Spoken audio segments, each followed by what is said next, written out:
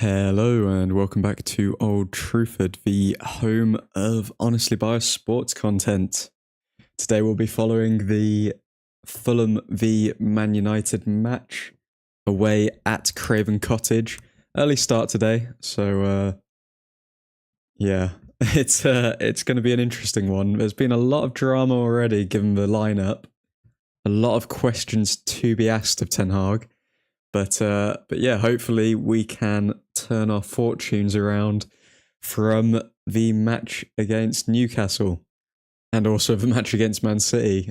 Consecutive 3-0 defeats. Hopefully today we can bag a 3-0 and yeah, let's see what we can do. Jayhan, yo, how you doing, man? I will just run through the starting 11 real quick. So, first off, in net, we've got Onana. And as our centre-back partnership, we have a combination of Evans, Johnny Evans, and Harry Maguire, which a lot of people are quite shocked by, given the fact that Varane is fit and Varane is in the squad, with Ten Hag highlighting this as well.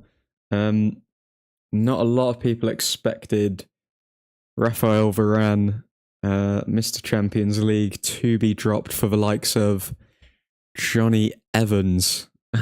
So yeah, no, that is an interesting one. I think I'd like to hear what Ten Hag says is the reasoning behind this, because if he does come out with tactics again, then we could very well be looking at Varane being sold in January or perhaps the end of the year. Wouldn't be surprised to see a Varane to Saudi move go down, just so that we've got some more money to replenish the squad. And yeah, if he's not being picked, then that's kind of that kind of says quite a lot. But as for the fullbacks, we've got Aaron Wan-Bissaka at right back. Naturally, we all saw what happened with Delo against Newcastle. That's no shock to anyone, I'd hope. And but what does come as a shock is Delo being put in at left back rather than Sergio. So essentially, what I'm wondering here is Ten Hag has mentioned that because the back four keeps changing, chopping and changing, we need a solid back four that understands the tactics. Does Ten Hag think that Sergio's come in and yeah, he's shown some good performances, but to be fair, we're at the stage now where he's had more mediocre performances than good performances, in all honesty. And I'm even a Sergio fan, so I think having Delo in the back line, at least he'll be more familiar with how we want to play at the back. So maybe Ten Hag is relying on that. As for the midfield, Ten Hag's gone with Eriksen, McTominay and Fernandes. I believe he would go with Eriksen sitting deeper. I can't believe that Ten Hag would go with McTominay CDM, because we've all seen him further forward. That's where he's most effective. And McTominay at CDM, it sends a message as well to Amrabat, because, I mean, Amrabat's come into the team. He was supposed to be the replacement for Casemiro when he's injured, obviously. A deeper lying playmaker. And yeah, if McTominay has come into the side to replace him at CDM, that sends a big message to Amrabat. Fernandes, no comment needed. Of course, Fernandes is going to start. And McTominay slightly higher up, or Eriksen slightly higher up. If Eriksen, to be honest, I thought Eriksen was going to play as well. In the match preview, I thought Eriksen would play this game because Fulham aren't the strongest of opposition, and given the fact that we need to grab some momentum here, I think we will dominate Fulham. I would be shocked if Fulham dominate the ball against us. So yeah, I think I'm fairly happy with midfield, in all honesty, Abdul. So terrible midfield. You say there, Ten Hag has no system. I think he does have a system. It's just the players aren't there. And the players who are there are underperforming. So they really need to pull their finger out, in all honesty. But yeah. So when it comes to the front three, Marcus Rashford, although he travelled with the squad, he has been left out of the squad now, and it has been reported that Marcus Rashford is out of today's squad due to suffering a heavy knock to his leg in training. Now, do I believe that? I don't know, because why would he travel with the squad if he had an injury going into it? That's just a bit confusing to me. But yeah, we'll take it for the report's word. So Marcus Rashford's picked up a knock, which hopefully he can come back better from and just take a break from United for a bit. And yeah, Garnacho didn't have the best performance against Newcastle. However, maybe he just needs a run of games. If you're constantly coming in and out of the team, then how are you going to get any form? So excited to see what Garnacho can do with 2 consecutive games. Hopefully he can right his wrongs against Fulham that he had against Newcastle. It's worth remembering as well, last season we won 2-1 away at Fulham, with Garnacho scoring a goal in the last 5 minutes. So hopefully Garnacho takes a bit of confidence from that, knowing that he can score against these. So yeah. Højlund, striker, yeah, it's self-explanatory. I mean, Martial touched the ball like 2 times against Newcastle, did he? And Anthony on the right wing. A lot of people very frustrated with Anthony, but we've seen Pellistri start, and it's not as though he's really offering more, is it? Anthony will always give you at least a 6 out of 10. He's tracking back. He's available for a pass, but what we really want to see is Anthony start to play those balls into Højlund if he can, because he would probably need his right foot to put those crosses in, and he's still yet to show the use of it. So yeah, that's the starting 11. I'm feeling fairly confident, you know. I don't think everyone else is. What are your score predictions? Get them in the chat. I'm going for a healthy 2-0 win. Even though the stats behind the stats say this will be a pretty close game, I think we've got a decent chance here, and I think that midfield will control the game. That's what you guys are saying. Abdul, Ten Hag has no system, terrible midfield. Mackenzie, I'm not going to have fun today. Jehan, hey Mackenzie, if we lose today, surely Ten Hag has to go. Abdul, what are you doing? Ten Hag's never going to leave us. If it was up to me, Ten Hag would get a 5-year contract, to be honest. I'm tired of his players. I'm so tired of his players. Or some of them. Truthfordians, how you doing, Diego? When I joked McSauce in the lineup yesterday, I did not expect it like this. McTominay had to play, man. He's our second top scorer. Okay, Abdul, listen, let me land. I'll let you land. Explain why Ten Hag has to go after the loss today. Jehan, sorry for the negativity. 2-1 to Fulham. Bloody hell, guys. Come on, get the spirits up. I mean, don't pay attention to the stats. Don't pay attention to our form. Don't pay attention to common sense. We're going to win. We're going to win, okay? 3-1 United win. The mandatory defensive lapse leading to an early goal, but we remember who we are and bang in 3 in response. Where will the defensive lapse come from is the question, Diego. I think Maguire's in decent form, even though people are still trying to push he hasn't changed agenda. Aaron Wan-Bissaka back in the side, I think that's a big boost.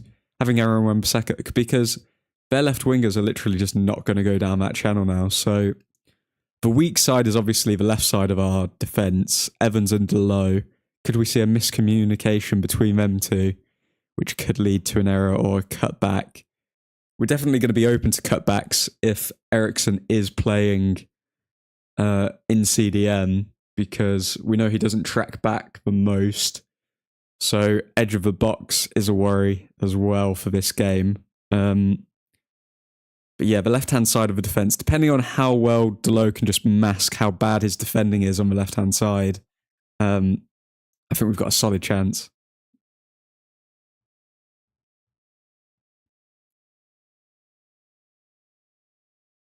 Whispers gently, Delow.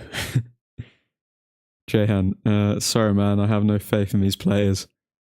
I have no faith in the players, none at all, but the history of Man United, hopefully the spirits are with us and they can actually help us, to be honest, because that's all we've got at the moment, history.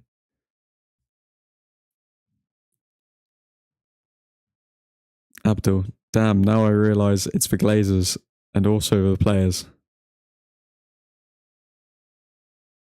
Yeah, of course it's for Glazers and also for players. Bruh, like, you think Ten Hag came in one season and won a trophy. How can he go from that to, oh yeah, Ten Hag's a terrible manager now?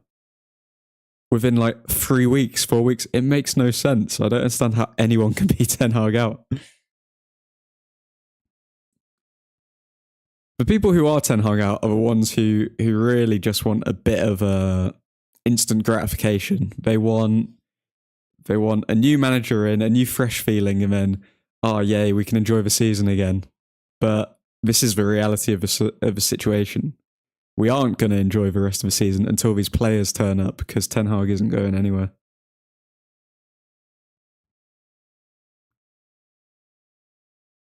It'll come from Delow on the left. I hope not. Also, the only question mark I have over Aaron Wan-Bissaka's defending is his onside to stick to an offside trap. So I could see him not getting onside/offside quick enough, playing a Fulham player onside, and then yeah, them running through, and then also Aaron Wan-Bissaka's defensive work on the back post. Those are the only two weak areas of Wan-Bissaka's defensive game. But with him coming back into the side, I'm hoping we're not going to be under that much pressure, in all honesty, against Fulham. They are a tough side to play against, especially at Craven Cottage, but they're not exactly the team that they were last season, but we're not the team we were last season, so it's a really hard one to judge.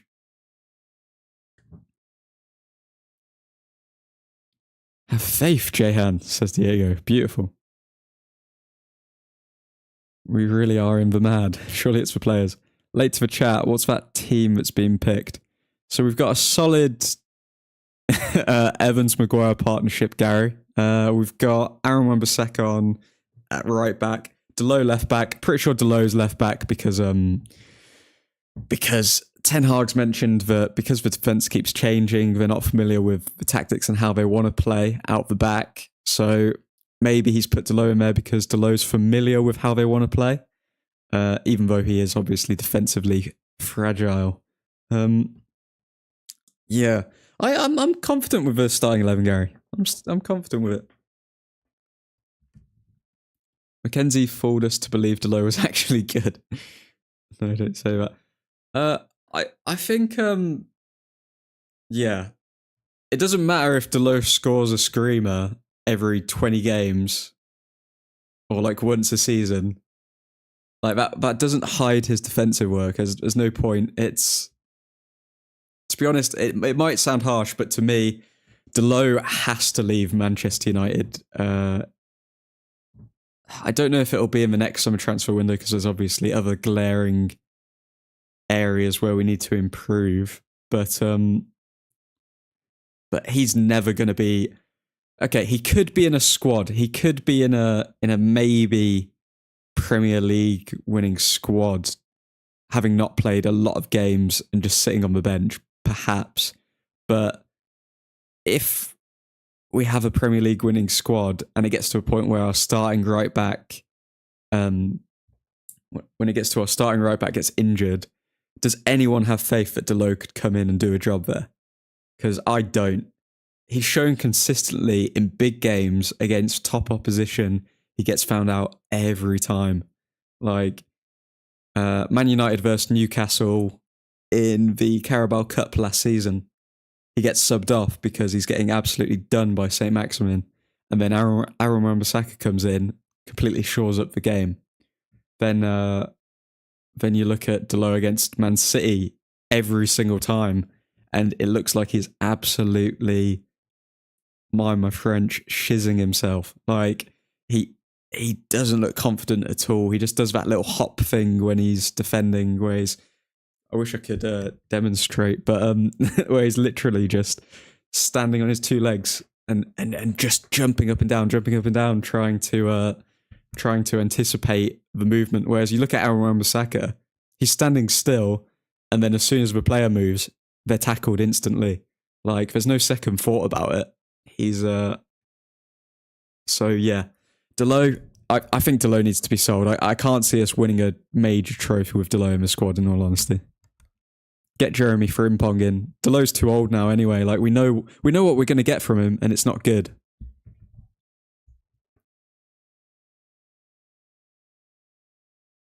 Why he not started with Varane and maybe Pellistri? I think Pellistri, if we're being honest, Pellistri, yeah, give the youth a chance and all of this, but he hasn't shown more than Anthony, in all honesty. I think they've just been equal.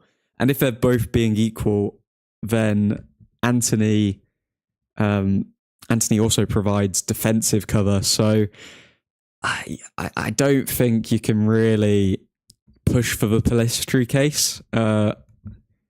Yeah, I don't know if you could push for him to start.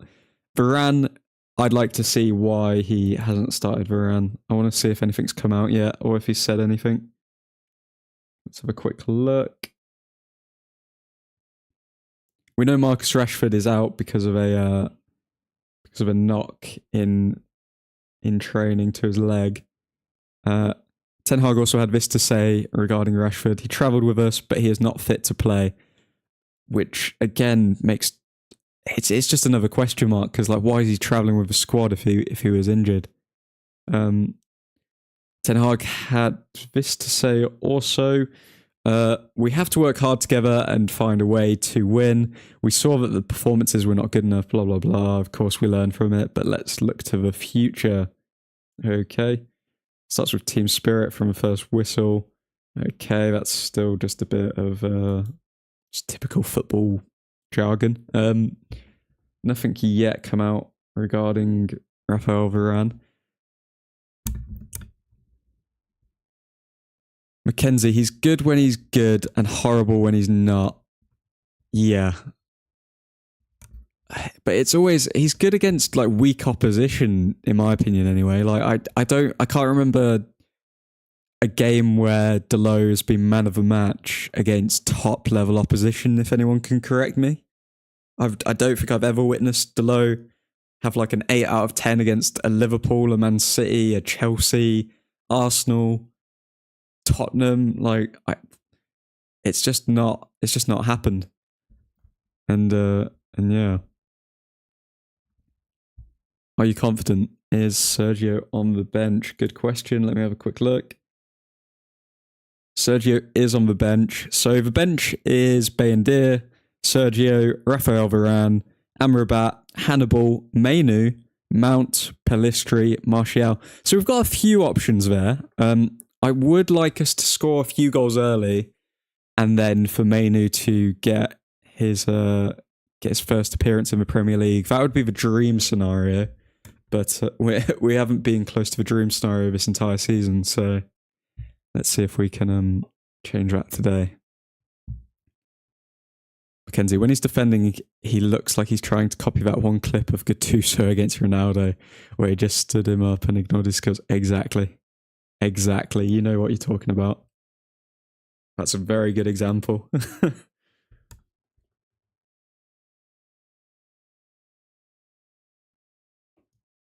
Gary, I wonder why then Sergio hasn't started given the Delo show we saw this week. I think it's to do with the playing out from the back that Ten Hag was referring to. So he went on a tirade. He went on a pretty much like 2-minute rant of he wants to play his style of football, but he wants to mix it with the Manchester United DNA. And then he was talking about tactical things, which I'm not going to pretend like I understand. But yeah, he was essentially saying that because the back four keeps chopping and changing, nobody knows how to play out from the back, and that's why Onana keeps going long. Whereas if we look at the back four now, Maguire, when we originally signed him, Man City were looking at him as well. And if we're being honest, Maguire, when he's in top form, is a ball-playing centre-back. You see his balls from the back. You see his ability when he's not like just absolutely fumbling the ball and making a mistake every game, but he can play out from the back. Like last game, I can't remember who was challenging him, but he completely iced someone. Like he did a little turn at the back, and that is Maguire when he's in form. And Man City don't go for players who can't play out from the back. So Man City were interested in Maguire at some point. I think Maguire can actually play out from the back, in all honesty. Because again, if you're that slow, you do have to have a footballing brain to get to the level where you're at. And I think Maguire has shown that before the 2 years of just terrible performances. But I'm hoping Maguire can have a good game today. As for Delo, if he can't play out from the back, then he's even more useless than I thought. And Wan-Bissaka's game going forward was improving last season, and hopefully it continues to improve. Also, Evans. You look at the Evans ball from. I don't know if that really can. Evans is really the weak link when it comes to playing out from the back. I'm surprised that Varane isn't starting over Evans. So I'd like to think that Evans could actually play out from the back more easily than Evans. I think Varane could play out the back. So that's the thing that confuses me. Will, good morning. How's everyone doing? How you doing, Will? What's your score prediction, Will? Mackenzie, Man City always bait teams into buying sugar players and end up buying a rando that turns out to be a world beater. That is true also. But I don't know, like you look at Declan Rice, for example. They were going for Declan Rice, and then he's turned out all right at Arsenal. So it's like, I don't know if it's just us. Gary, let's see, fellas, let's see. As Ferguson said, bloody football, eh? Yep, beautiful quote there, my friend.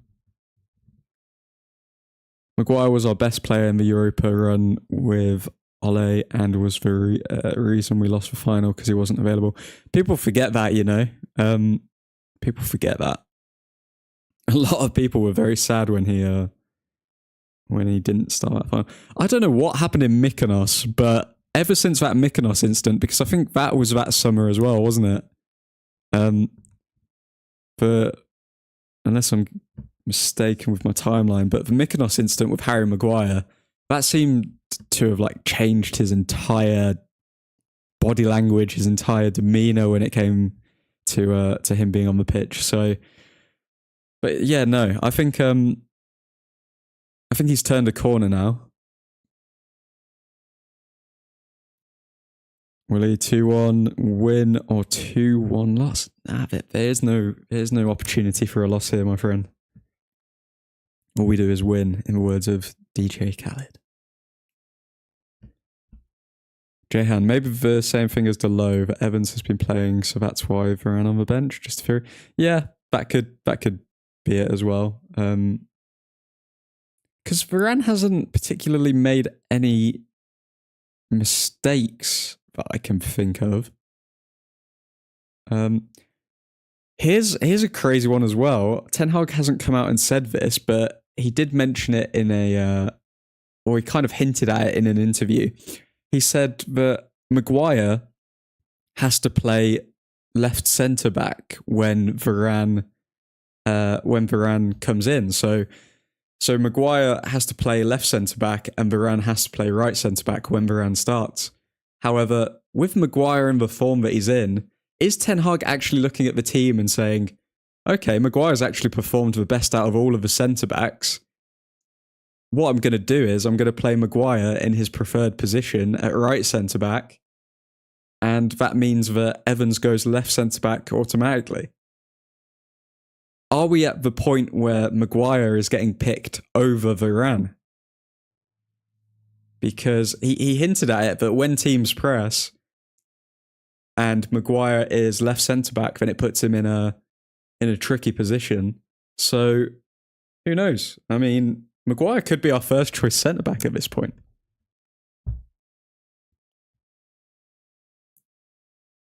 Mackenzie, everyone was in for Declan at some point, though, to be fair. Yeah, but Man City pushed them. They pushed them to pay more. I remember being devastated when Maguire wasn't available for that final. As soon as I saw he wasn't in starting 11, my stomach dropped, and now it drops when I see he's in it. Oh, come on, Mackenzie. Come on, turn that frown upside down. Maguire is going to have a very good game today. Mark my words. Calum, hi man, how's it going? Mackenzie, didn't Varane play left centre back at Madrid with Ramos though?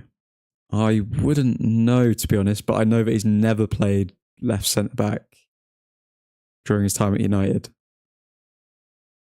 Someone may be able to correct me on that in a game, but I can't remember a single game where Varane's played left centre back at United.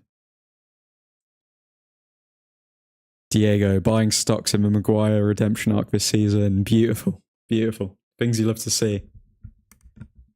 That's how it goes, man.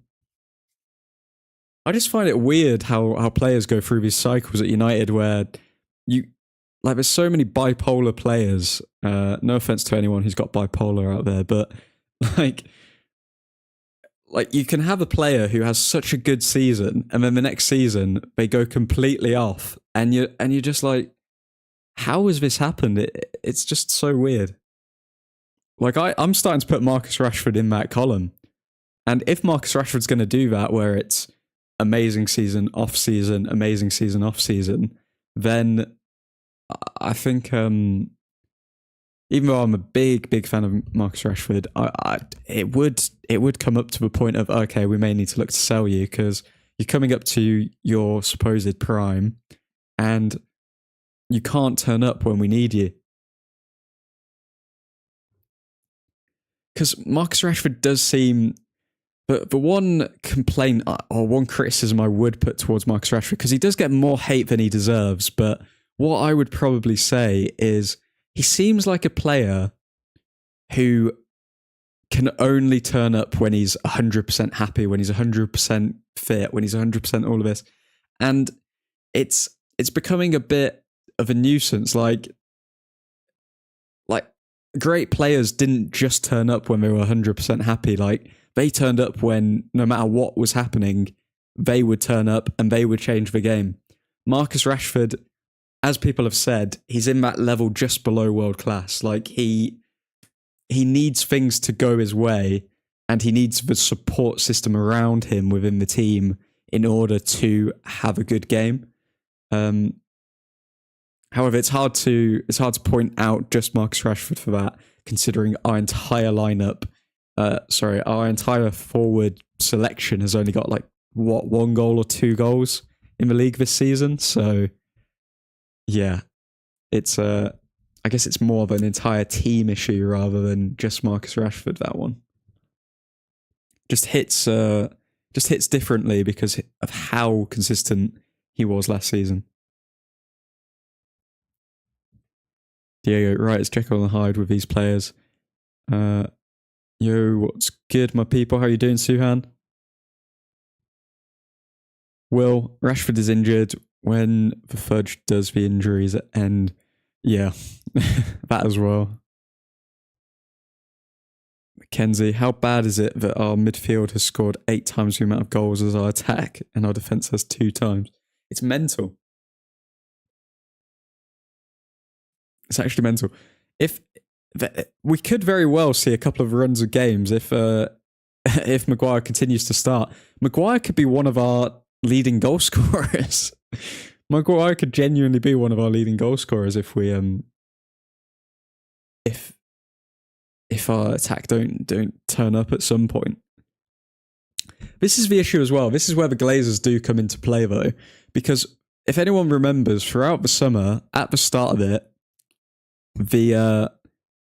it was reported quite heavily that Man United want to get 2 strikers. We want to get a young upcoming striker who we can mould into something, and we want to get a more established striker who can slot into the team. Now, when we look at the football operations of the club, we didn't have enough money for that. And yeah, we can say, oh, okay, don't spend it on Mount, fair enough. But I do think Mount will come good eventually. I think he is a part of Ten Hag's 5-year plan, and he will turn up eventually. But with the strikers, we wanted a more established striker, and we wanted a young striker that we could mould. Now, instead of that, we have, well, we've got the young striker that we can mould, and I do think Højlund will come good.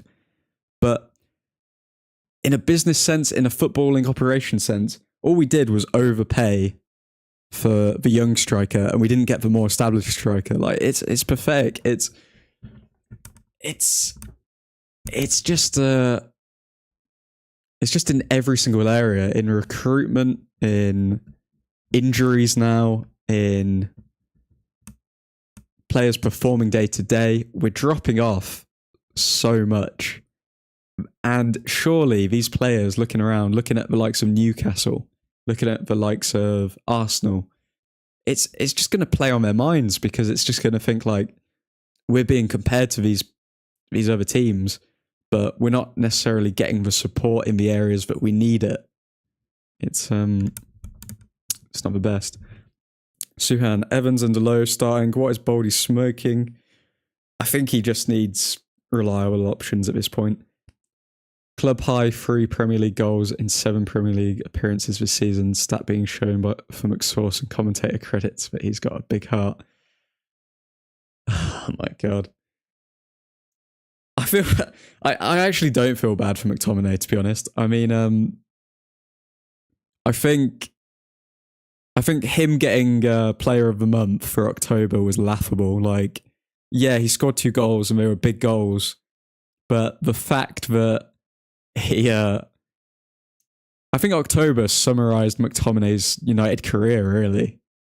He scores 2 goals, 2 big goals, and then he also gives away 2 penalties in the same games or whatever. So it's like he's just mediocre. He's just mediocre. He can show flashes of brilliance, and then he shows flashes of just incompetence, and that's what we've had to deal with. Having said that, McTominay would be a great bench player in a Sir Alex Ferguson squad. It's just the fact that he's not in that era. Or he would have been sold like a Tom Cleverley, really. I need Bruno on the left side of midfield. Rashford plays so much better when Bruno is on the left side. Yeah, he does. Oliver, hey boss, hoping for a win. Hey Oliver, how's it going, man? Fingers crossed. I'm feeling confident today. Will, I just want Mount to start. It's hard for Mount to start though, isn't it, when he's not performing? Mackenzie, that prime Ole attack with Rash, Martial and Greenwood, with most goals in the Prem against Prime, Salah, Firmino, Mane. Oh, man, people turned on Ole so quick. Like, they forget the football that we played. They just bought into the no tactics line and all of this stuff, even though we had Ole, Michael Carrick and McKenna, and it's like all of them. Like, look how good Carrick's doing now. Look how good McKenna's doing now. Even if Ole wasn't the most tactical coach, he made sure that he brought coaches in who did understand that side of football. And yeah, the vibes were different, man. I don't get why we didn't give that extra 30 mil for Kane. I don't either, to be honest. I don't know why we didn't at least put a bid in. Calum, our problem is we got 2 wingers that cut in when we have a big striker. Yeah. Rashford's crossing on the right-hand side to Højlund is actually very decent, though, to be fair. Oliver, people forget how bad Ole Ball was built off individual brilliance. We used to whine about our midfield and defence every single game. Individual brilliance? The individual brilliance line I wasn't buying into either, Oliver, if I'm being honest. I mean, every single goal that, unless you're playing like bloody Pep Guardiola football, every single goal that players score is individual. Like, it's not like every single goal is going to be a 20 pass pattern and then we're going to move on to it. But kickoff's about to begin. Let's just get everything set up for us.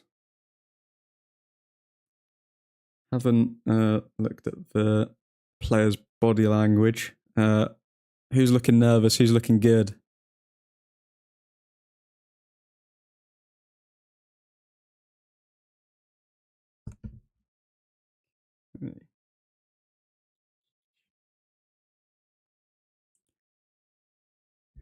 Like, to be fair, you can say some of the goals were individual brilliance, but like you can't say all of them were. Like, it's taking so much credit away from what Ole, Carrick, and McKenna were doing.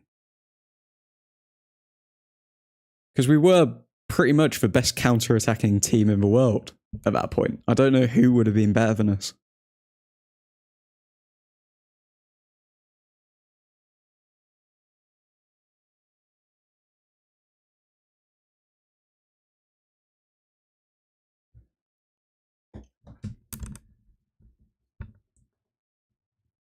Okay, and let's get this all set up.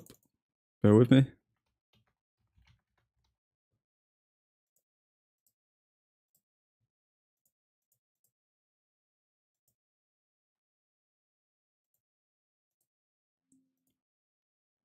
Okay, and we are underway. Manchester United versus Fulham. We mentioned, or Ten Hag mentioned, he didn't want to see Onana play long balls, and the first thing he's done in this game is play a long ball. But most, I don't know. I'm guessing most teams start the half that way. Eriksen is sitting deep, as I thought, with McTominay playing further forward. It does look as though Bruno is playing. Is he playing on the left-hand side of the midfield? Or are we looking at a 4-2-3-1? Oh, Maguire has gone down. Oh, great, another injury. Oh, God, has he been winded? What happened there?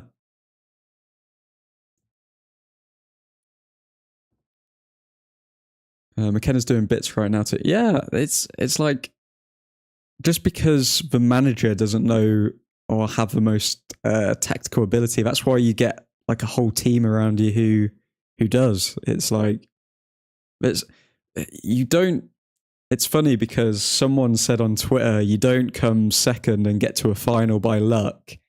Not naming any names, I think you can guess who. Someone said that about Ten Hag. You don't come second and get to a final by luck.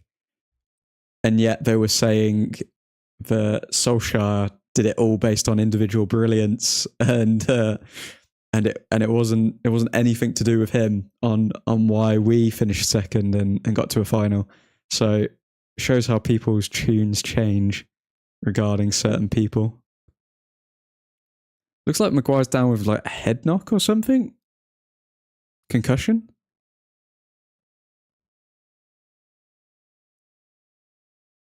Carrick was always going to be a good coach. If you watched how he played, you could just see it. Yeah, 100%. But then I don't know. It's interesting. Like, Carrick was obviously a thinker, and he knew a lot about the game. But then you look at players like Scholesy. I wonder why he's never gone in. Well, he did go into management, but I don't think he enjoyed it as much. Maybe he just didn't like the idea of of a composure to like manage the players, whereas Carrick seems like he's got that steel to him.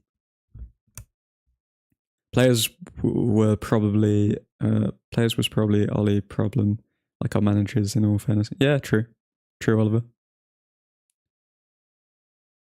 The individual brilliance last season with Rashford wasn't mentioned though. Goal every other game to get us for wins. Yeah, I know. It's nobody ever. People just choose who they want to hate, and then they just go with it. And fair play to them, but it's not the truth, is it?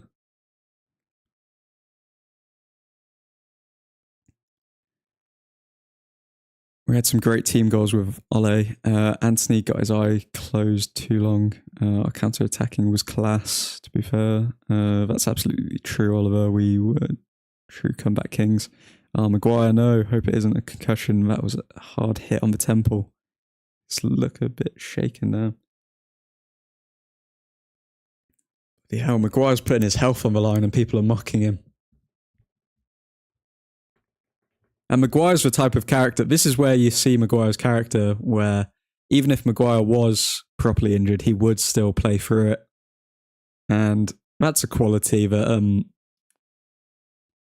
we haven't really got to see, because most people were like, oh, thank God he's injured. We don't have to see him play. Evans hits it away, but it kind of bounced off of his thigh. Garnacho chasing. Looks like we've got a lot of energy today. Oh God, right-hand side. They're already targeting Delo.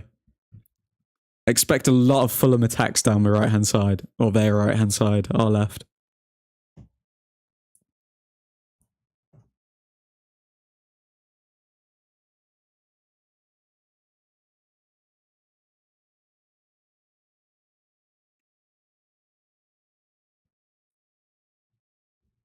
Maguire got a black eye. Bloody hell. Okay, Onana out the back. What's he gonna do? Plays it to Delo. Delo, bit of a heavy touch. Forward from Delo, straight to a Fulham player. Okay. McTominay picks it up. Delo. Back to Maguire. Maguire finds Wan-Bissaka. What can Wan-Bissaka do? Back to Maguire. Wan-Bissaka going into midfield. Interesting. Maguire long ball to Fernandes. Almost found him. Højlund couldn't bring the ball down there and gives the foul away to Fulham. Okay.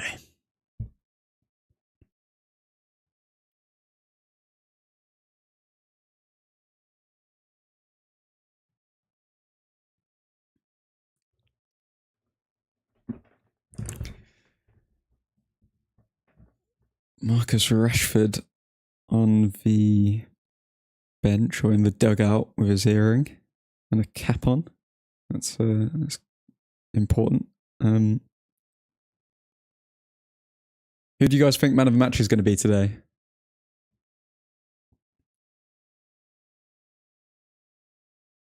Wan-Bissaka. Anthony on the ball. Couldn't wriggle past the 3 Fulham players in front of him. Evans to Garnacho. Garnacho down the left wing. What can he do? Passes back to Delo. We're definitely not rushing things, which is what I like to see. We're building up possession here. I feel like we've been rushing a lot in our last games, but we are playing it from side to side now. Fulham have quite a compact shape. Evans to Garnacho. Garnacho to Onana. I feel Wan-Bissaka is going to bail us out and grab that man of the match with both hands. I hope so. I could very well see okay, Fernandes. Very good. This is what I like to see from United. These I can't even get my words out. This is very promising. We're not seeing, with Eriksen deeper as the deeper lying playmaker, we're not seeing Fernandes have to drop all the way back to the centre-backs in order to get the ball. Fernandes there picked it up, further up the pitch, turned, and won a foul from it. That's exactly what I want to see. I want to see Fernandez higher up the pitch. I don't want to see him further back, just playing long balls. And we'll naturally see more things get created because that's Fernandez's key strength. Oh, and it's a goal. Scott McTominay again. Scott McTominay. Oh, beautiful. This is football. This is liquid football. Okay. The signs were there. The signs were there. This is completely different. We weren't rushing it. Beautiful. Beautiful. Okay, who assisted McTominay? Who played it into him? Ericsson. Onside to Garnacho.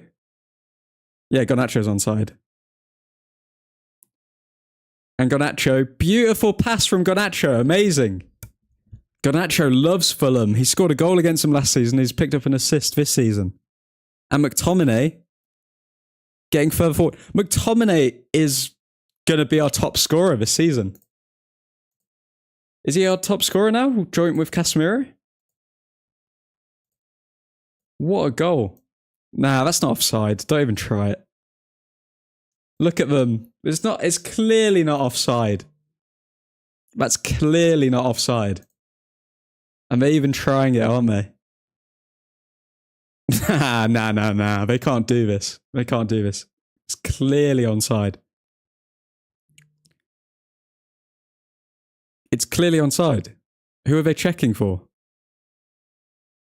Are they checking for Garnacho to be offside? Are you dumb? What is this? Bro, a blind man can see that the Fulham player's in front of Garnacho. Bro, how long are they going to look at this? This is mental. I'm sorry, this is madness. Who? Are we going to look at a foul now or what? What are they going to do? How are they going to take this away? No, they can't do it. He's on... What?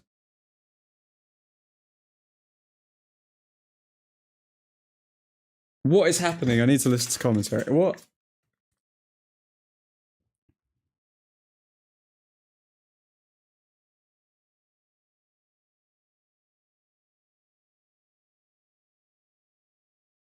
What? What? No.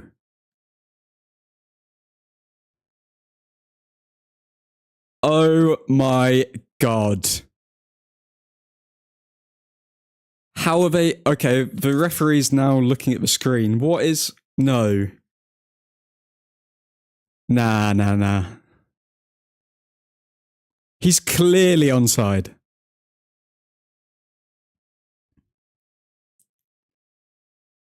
No. They will do anything to take our goals away. They've been looking at this for 5 minutes, guys.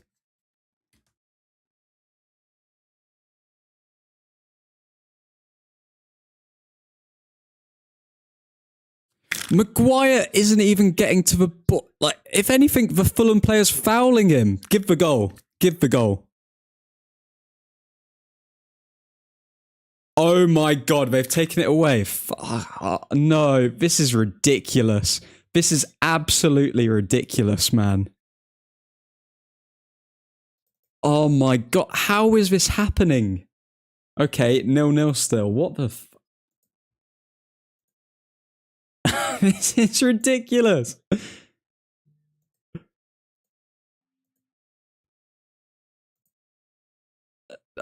Nah.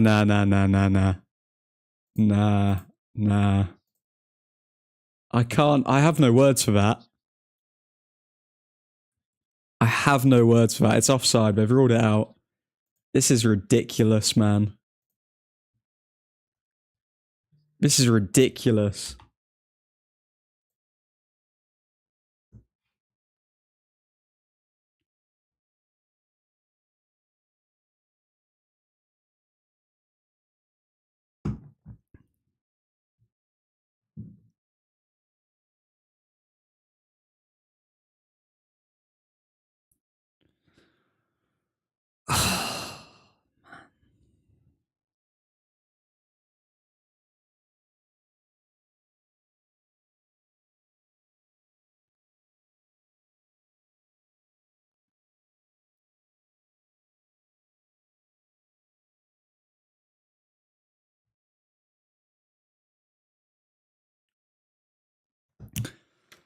What was that, Emerald?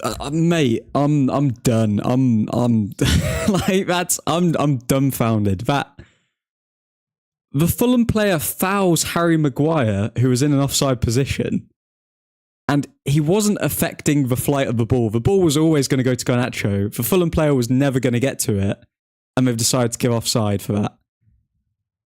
They looked at it for 5 minutes trying to find something to disallow the goal for. This is mental. Like, I don't understand how this can't be corruption at this point.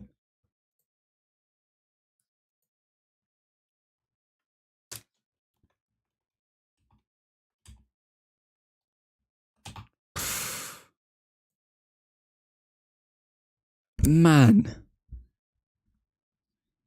That was unbelievable, says Oliver. Charles, need to get rid of VAR. That was a rubbish call.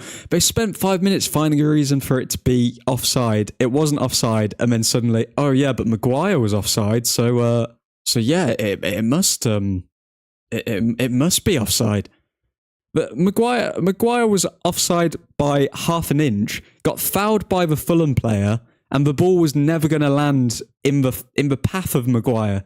He didn't even affect anything. It's mental.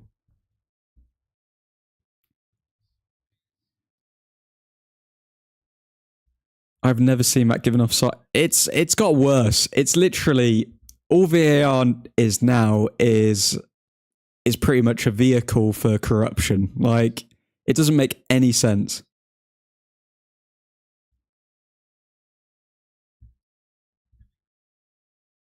What on earth is a subjective offside?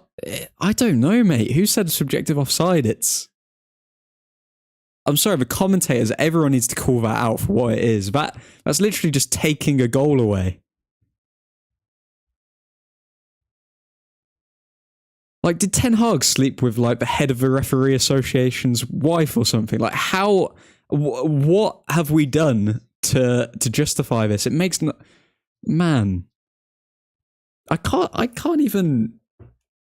I'm trying to justify it. I can't even...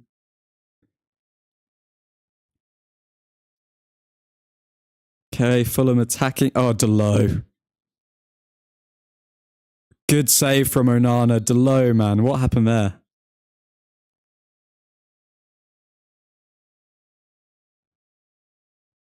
Delo went to clear it and it landed at a Fulham player. If they were actually switched on, they very well could have scored there, but Onana saved.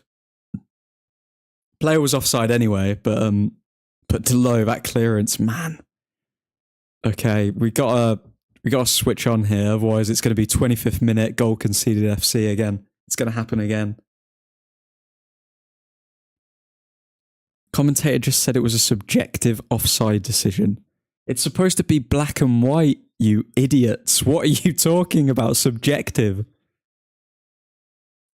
Maguire hasn't affected play. Ball wasn't aimed for him. Defender was never getting to the ball anyway. Maguire was fat. Exactly, Mackenzie. Jurgen jinxed us. That motherfucker. Yeah, it's never been the same since. Someone in this VAR team has something against us. There's no way they don't. I don't understand why that was disallowed. Because referees hate United. I don't know. Like, I don't understand what we've done. Like, Ten Hag's refused to even call out the referees all season. He's specifically not blaming the referees in the hope that they won't have any bias towards us. And it's working the opposite way. Man. That's what I mean. Like, all the time players are offside in crosses and run for the ball. It's part of crosses. How is it offside? VAR was supposed to, like, come in for clear errors on the pitch. Tell me what was clear about that, man. Nothing. Okay, Anthony tackled there. Kind of poor from him. Fulham on the attack here. Oh, it's fucking tragic, man. It's tragic.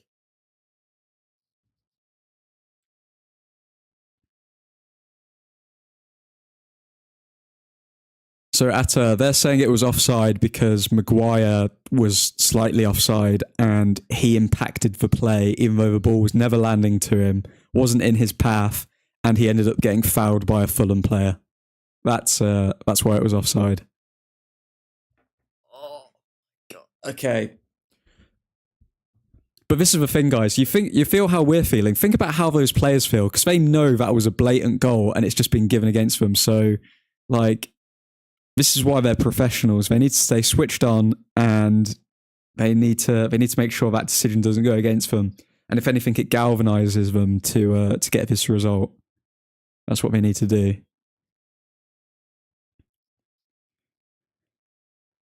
Onana out at the back.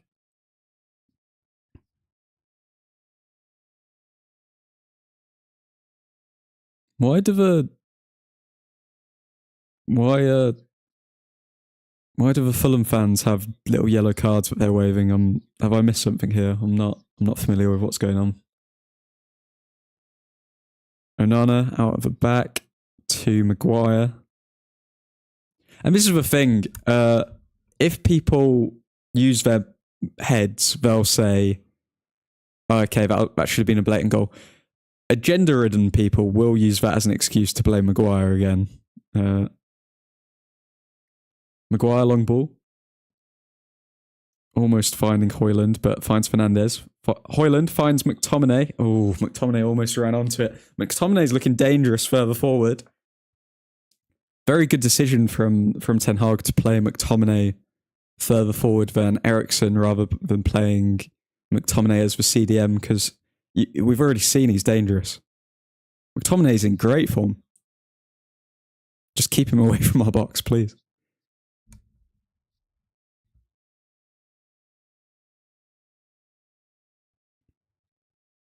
Okay, Wan-Bissaka. To Højlund. Højlund, good strength. Oh, crosses it into Fernandes, but Fernandes can't take it down. Maguire, header to Evans, good. Back to Onana. Good defending there from the two of them.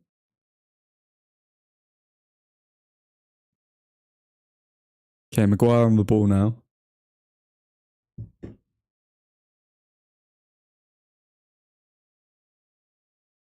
Box to just outside our own box player, I'll tell you that. Yeah, there's no player better.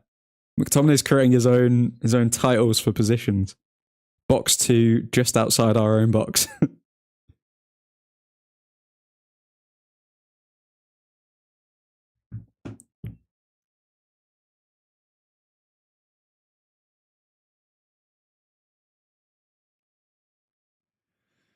Okay, we're almost approaching halfway in the first half. I'm expecting plus 5 minutes extra time, because they took 5 minutes to make that VAR decision, by the way, to find absolutely any reason to give that goal, to not give that goal.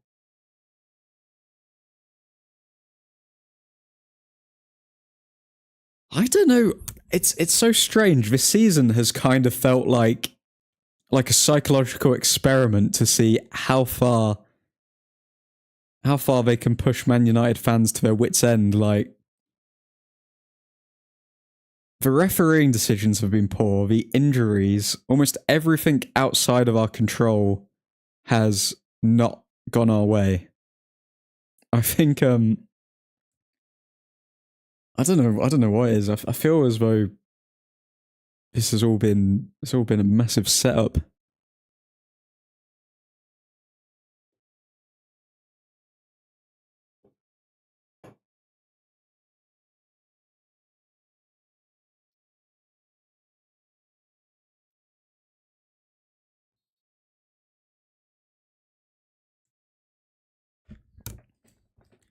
The fact they took so long doesn't look good on their part too, because it really comes off like they needed to look for the call. Yeah, if it was, at least if you're gonna screw us over, do it confidently. Like, you have to find something immediately and be like, oh yeah, it was this. You can't look for 5 minutes trying to find a reason as to why it was offside. It looks so dodgy, and it is so dodgy. Mackenzie, after the Tottenham-Liverpool game, they've been checking every little thing with VAR and still get it wrong. Yeah. Diego, hope it leads to another Anthony Taylor situation and the ref team get demoted to the Championship. Well, this team has to be demoted to the Championship for that call. Like, I can't understand in my mind how the referees will look at that and not think that, okay, if we give the goal, then if we give the goal, then nah, I'm just looking at the replay, it's mental. If we give the goal, then will anyone be angry about this? No. If we don't give the goal, will people say that it's bad? Yes. They choose the wrong option every time. Do you think they're just tired of people saying that like the English league is like the worst league in the world when it comes to refereeing? Because it's true. They're trying so hard to not get it wrong. They're giving the wrong things. Yeah. I don't even know if they're trying not to get it wrong at this point. I think maybe they've just, I don't know, they seem like very spiteful people.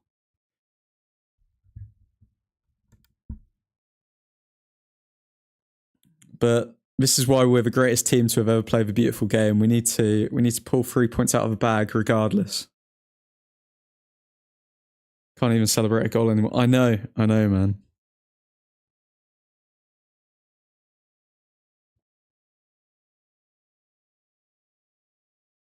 I want to see like one of these mainstream channels or whatever, like Sky Sports or BT, do a poll and see if they would keep VAR or get rid of it, because surely fans just want to get rid of it at this point. Like nobody actually enjoys it, and it doesn't bring any value to the game because we're still getting these dodgy decisions, if not more of them, with VAR now. Commentator saying on disallowed replay, Maguire tries to reach the ball, never touches it, and in fact gets a nudge in the back from the Fulham defender. Seems entirely harsh. Amen. Yeah. You get fouled and you're given offside and you've been affecting the play even though you never touch the ball. And you're not in the flight of it. Because if Maguire wasn't there, guys, we know the Fulham player obviously would have sprinted at twice the speed. Everyone knows that. He would have been faster than Usain Bolt. We all know that. Maguire was stopping him from running as quickly as Usain Bolt.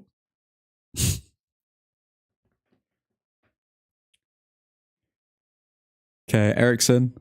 Back to Evans. I'm really liking Ericsson in this deeper role. I'm not saying he could do it in every match, because I think against top teams he would get found out. But against Fulham, very good decision from Ten Hag to play him there. We have been playing better football, and it's easy to see. Fernandez cross almost found Højlund, but well defended by Fulham. We're knocking on the door. We're knocking on the door here. I don't want to see Sky do it. I want to see the FA hold a vote. But the problem is the only people who follow the FA are referees, so they'll say yes, keep it. And the FA officials' moms. Oh, McTominay! Oh, Garnacho almost found McTominay again. But Garnacho was offside, found offside there. Let's see if he was even offside. Can't trust anything.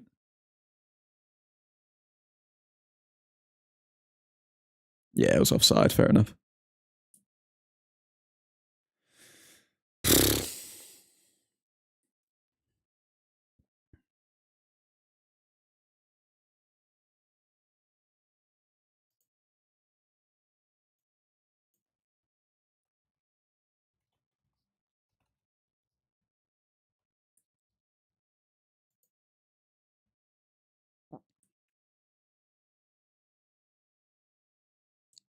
Refs need retraining during end of season holiday. Oh, good defending from Delo there, to be fair. Tracked his man and got the ball away on the back post. I think it's too late for them, to be honest, Mackenzie. I think we need to seriously look at refs and we need to put some money. We need to put some money into actually training up new refs rather than having these. I don't know where these people come from. if it's grassroots or like whose nuts they have to suck or whatever. Like I don't know where they come from, but I think we need to, like, if there's that much money in the league, we need to actually put some money into training up some people, and then the best of the best get selected rather than whoever these people are. The bald linesman is a proper mouth breather. It's cut to him after he's given an actual offside and his mouth is gaped like this. Yeah, exactly. I think linesmen as well should be some of the fittest people on the pitch rather than whatever we are witnessing right now with these lot. Genuinely, whenever I do see referees like this, I'm just like, I don't want to. I don't know. I don't even know what I'm saying. It's just ridiculous. United getting dominated. Same old. Getting dominated? What? let's have a look at the stats. I don't think we're getting dominated.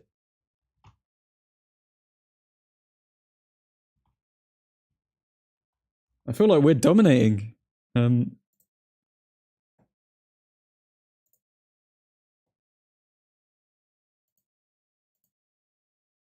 Bit of negative Nancy syndrome going on there, J-Han. Look at these stats. Okay, yeah, Fulham have added more shots, but 36% possession compared to 64% and 83% pass accuracy. Okay, pass accuracy could be better, but I think we've played pretty well and I think we've looked pretty dangerous. We just need to get the ball to Bruno more because he's getting in good spaces.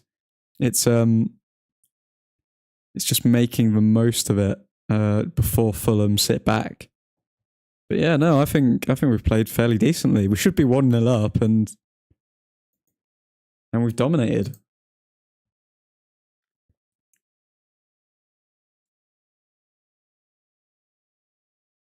Get Angry Ginger's a ref. He's got his license. Oh, God. I haven't actually watched much of his content, to be honest. I just know, does he just get angry? And he is Ginger. I know that. Diego, just for these 5 minutes, possession's been 66% for United prior to that. Down to 63 after that Fulham spell. Yeah,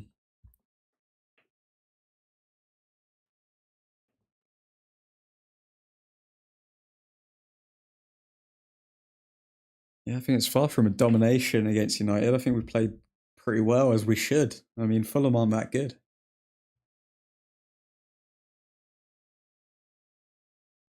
Stuart, need to give the female refs a chance. I watch a lot of Vanarama League, and there are some really good female refs. They can also multitask, unlike men. That's a fair shout. I wouldn't be against that. Like, I mean, for a job like a referee, I don't see why. I guess the only argument you could make without sounding extremely sexist is but no, I think female refs would be just as physical as male refs, if not more. So, like, it's not as though refs are sprinting down the pitch; they're jogging all the time. So, yeah, why not? Why not try female refs?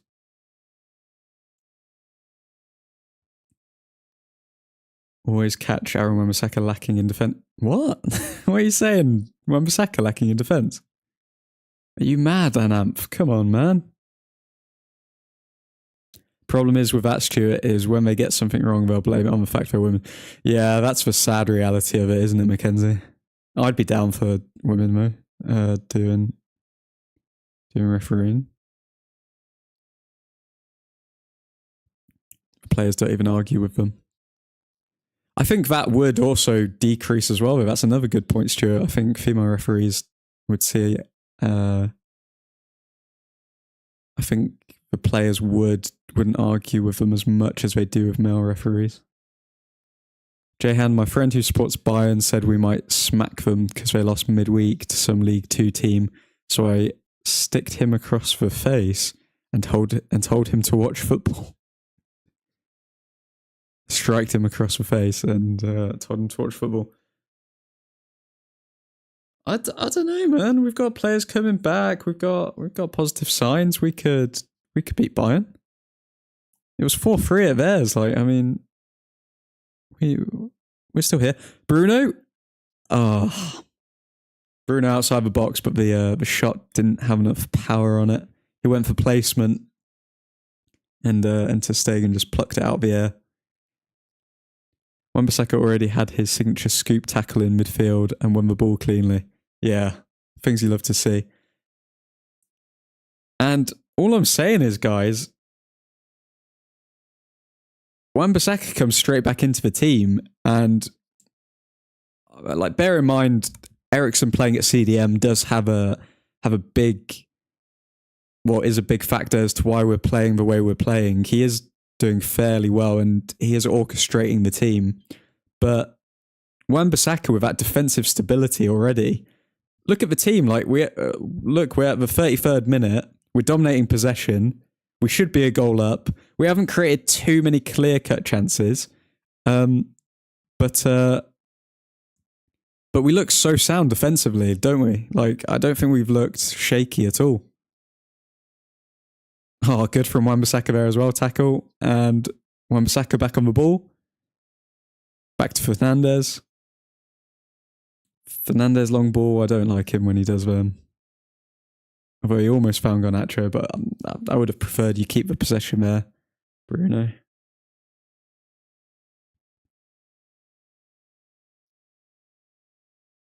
Half the male refs are chunky as anyway, so the women refs would make no difference. Yeah, exactly.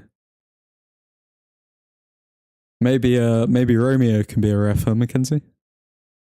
Jehan, nah, but the Riz game when playing against the female refs, the Riz would be a match. Bloody hell, Jehan, get outside, bro. What are you talking about? Bloody Riz game with female refs? You don't. A famous person once said, "You don't shiz where you eat." Professionals here. And we can't beat Bayern without a proper CDM. We would get cooked. Who knows? Who knows, mate? I mean, would Ten Hag bring Amrabat in for that? I don't know. We're playing well now, but it's against Fulham, so it's a hard one to gauge. McTominay has got in good positions, but his passing, it just always lets him down. If McTominay could pass, he would be such a dangerous player, in all honesty. Because he's got the shot on him. He's got the physicality of getting to box to just outside our box, as Diego said, but his passing lets him down sometimes. And when I say sometimes, I mean 70% of the time.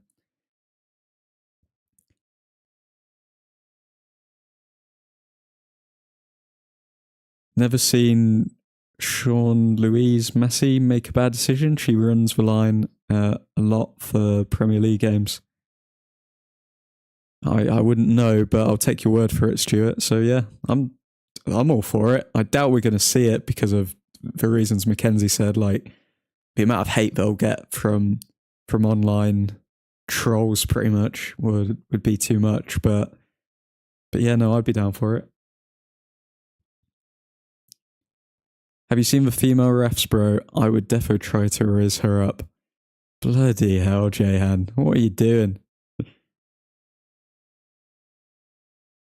We're trying to have a very serious football live stream here, and you're talking about risen up professional women in their workplace. Like, you've just got a sexual harassment claim written all over you, don't you?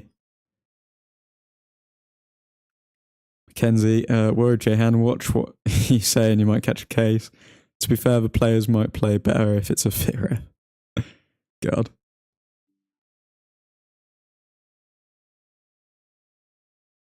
Onana collects, and we are going forward with Anthony. Anthony ball forward to Højlund, but he can't quite get onto the end of it. Anthony, even that ball forward that Anthony tried to play, logic would say use your right foot, but he used his left. Oh, so then he had to do a Eriksen. Oh, Eriksen lined up a shot, but tackled just before. And the ball given away by Garnacho. Garnacho sprinting back, though, to make amends for that. Yeah, that's a terrible shot from Iwobi. All good. Evans defended well there, and we kept our shape defensively.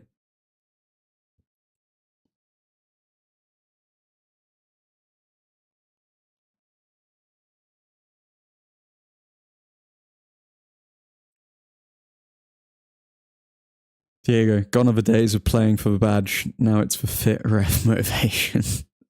Yeah. Wow. That's where we're at. Modern football.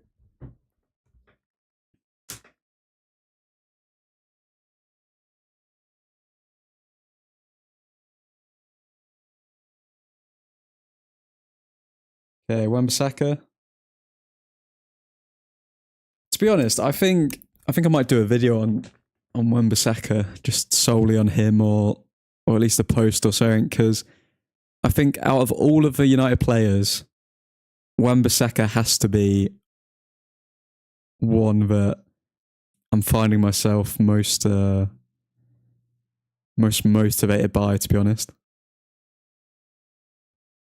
Mackenzie, what if they play for the badge and the fit ref double motivation? Then, bloody hell. I think we'd win the quadruple if we did that. Cross in from Fernandez, almost finding Højlund, but good defensive header away from Ream. We're knocking on the door. We just need to find that. We need to find that little link up at the moment that we're missing.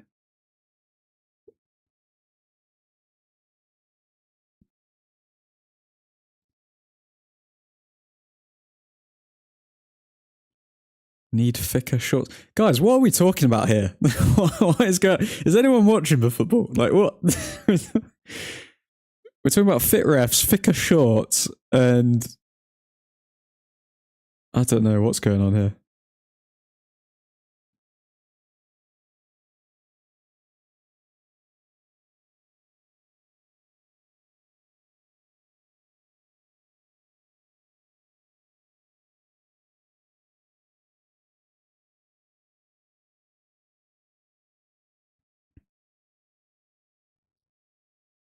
Okay, Fulham, kick away.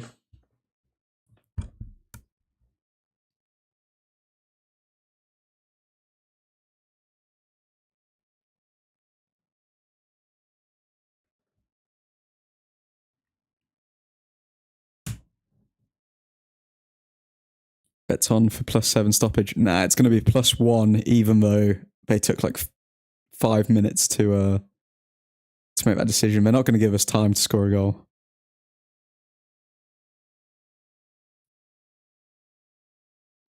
Okay, Evans. Højlund, poor layoff there. Gave the ball away.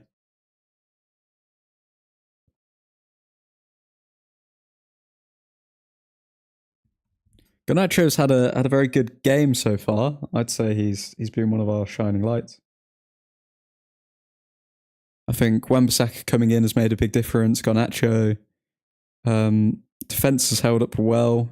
Delo made a good defensive clearance on the back post, tracking his runner. So can't really complain about Delo too much this game. So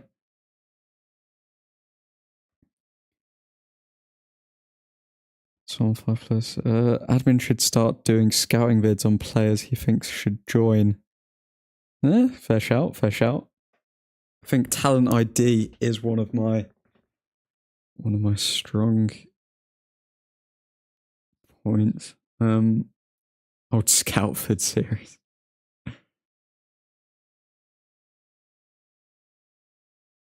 The fourth official is who I have seen ref regular. Very good. Won't have any shiz with players falling over and crying for a foul. And she's fit. Why are we doing this, guys? What? Come on, we just need to get outside more. What's going on here?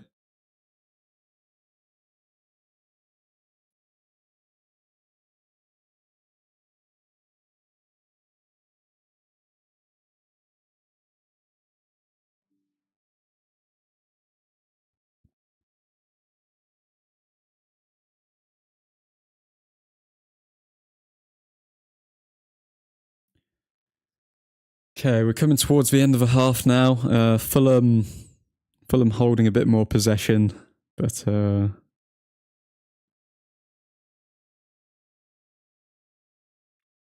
really doing anything with it.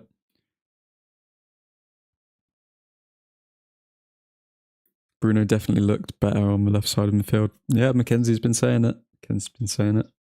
Fulham on the attack. Good block from McTominay and no penalty given in our own box. Give him a gold star. Give him a gold star right now. Please no penalty.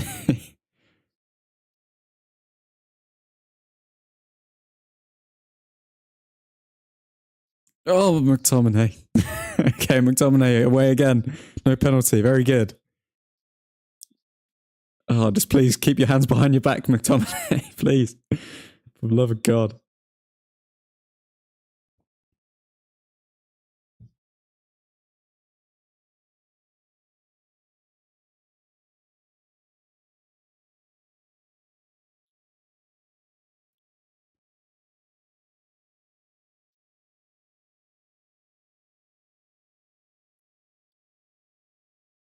Cross away from Maguire. Good.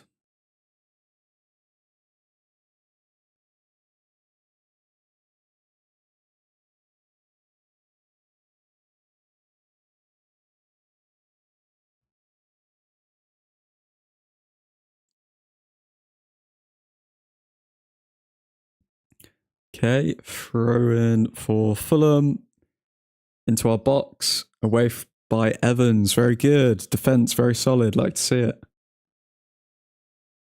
Delo. Fulham pick it up. Oh, God. Fulham on the attack. That was weird from them.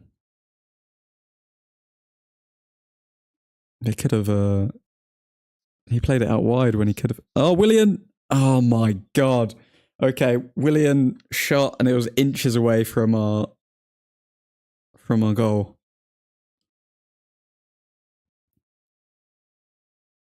Yeah, Willian completely got past Anthony. But okay, it was further than inches. It looked like inches. It's about a yard away from our goal. A couple yards, maybe 3 yards.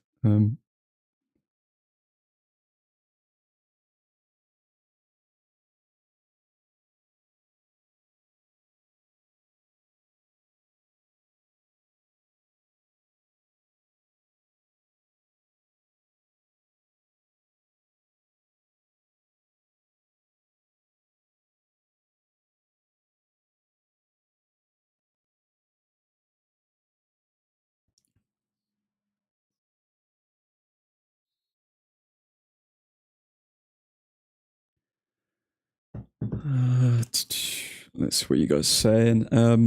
Get him back in their half, please. Anthony's just awful. Let's buy Callum Wilson off Newcastle. Good player. Yeah, I think the time has passed for us to buy Callum Wilson.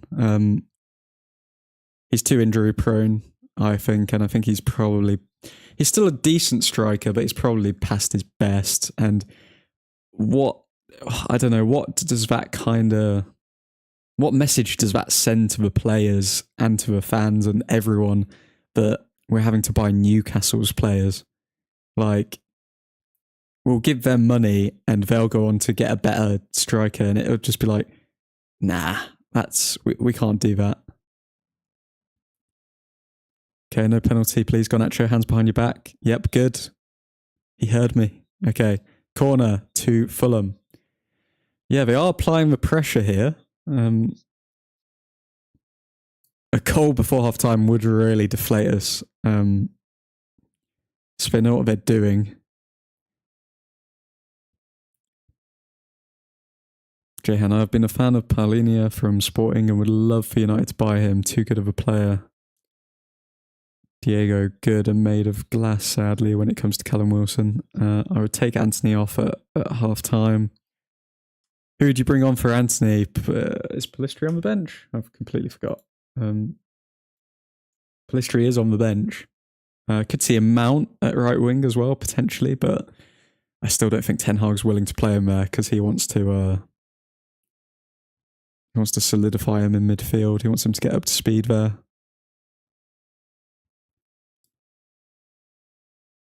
Kenzie, Polinia was literally signed for Munich, but something went wrong, am I right? Yeah. That was literally on the last day of the transfer window, wasn't it?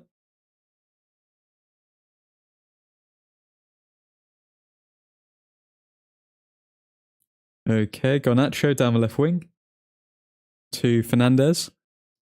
What was that? That was a terrible cross from Bruno.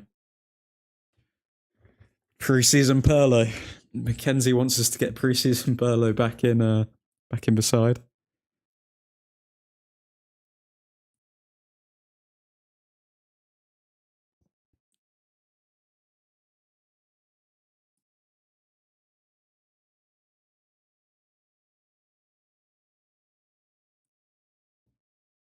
He got annual preseason screaming back. I'm starting to see a trend with you, Mackenzie. You kind of just like the players who have one shining moment throughout the season and then and then they go silent. You've been a big advocate of the Delos screamer. Now you want Andrea Andreas back, not Andrea.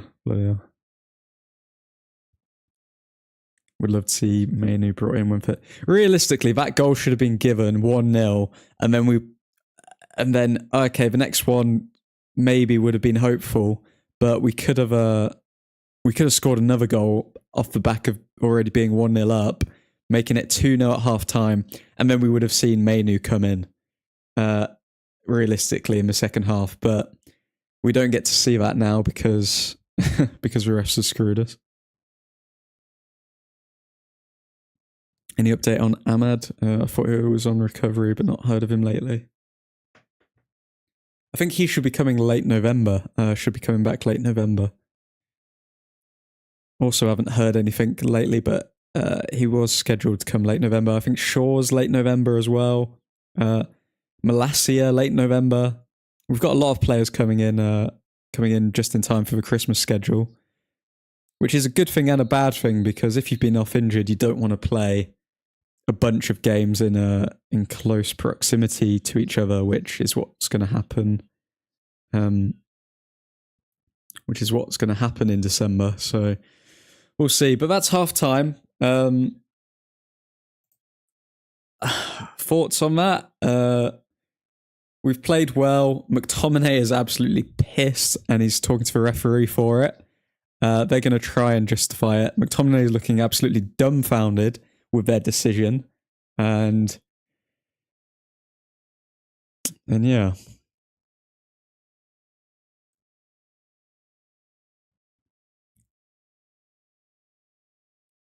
Suhan, I still can't understand Delo playing ahead of Sergio. He's played fairly well, to be honest. I can't understand it either, but he's played well. Played all right. Stuart, we've not seen the bench. That's good news. Varane's starting to warm him up. Varane's starting to warm up.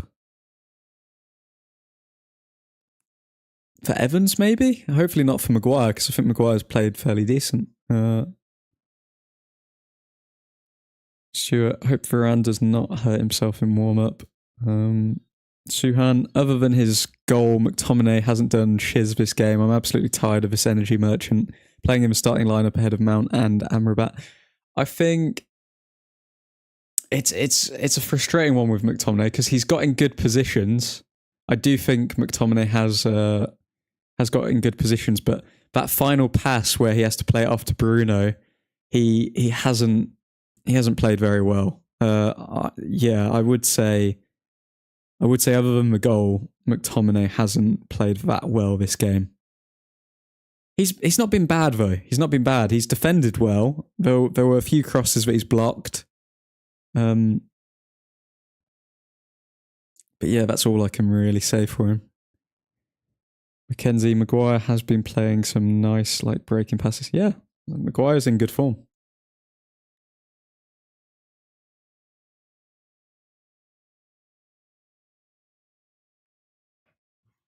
Let's have a quick look at the stats from that first half. So Fulham, 8 shots, 0 on target, 41% possession. They had more towards the end of the half, but again, we've got to factor in they are at home. Didn't expect them to just roll over. As for United, 5 shots, 1 shot on target, 59% possession, and yeah, better pass accuracy, a bit few more fouls. Even game when it comes to chances created, but if you were to just look at it, glancing at the game, you'd say United have had the better first half without a doubt. And yeah, I think we're on to a good one.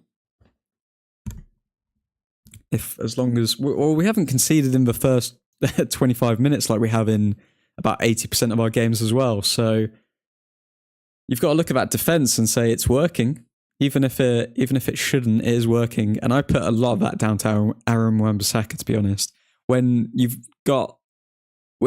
know that the opposition can't go down one side, it means that you can focus more on the other. And I think we have focused more on the left-hand side, knowing that Fulham will be trying to target it with the likes of Delo and Evans. Diego, side by side of today's decision with a non-call, with a Kanji standing in front of Leno and Merge. Yeah, it's a joke. It's a joke, man. It's true. I have no time for McTominay. He is a championship player. However, credit given, he gets in better positions than most. Oh, come on, man. Come on, Stuart. You know he's not a championship player. Like, there's a reason Newcastle were in for him, and there's a reason I think Bayern Munich were said to be in for him, but I think that may have been just paper talk. But Newcastle were definitely in for him. And yeah, there we go. Mackenzie, Scott would thrive at Newcastle. Of course he would. And Newcastle would play him further forward. Newcastle wouldn't dare put him at CDM because the world knows that he's not a CDM. It's just taken us about 5 seasons for him to get a chance to play further forward.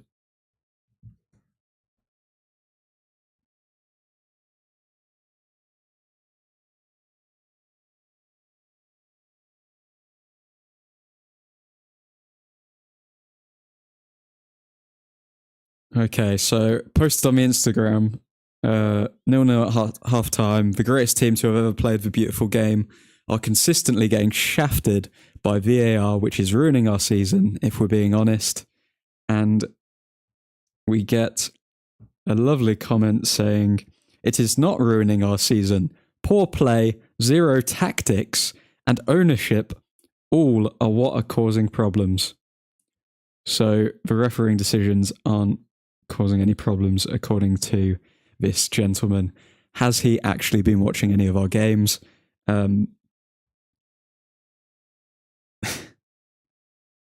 Zero tactics. I'm sorry. I'm sorry. Just the modern football fan of saying that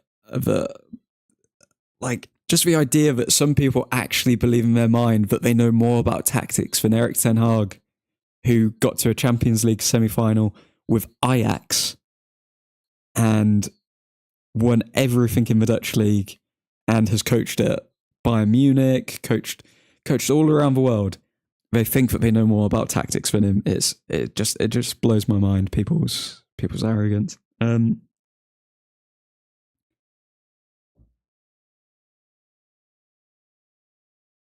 Let's see. Jehan Maguire, top 5 centre-back on form at the moment. In the league or in the club? Is that a joke, Jehan?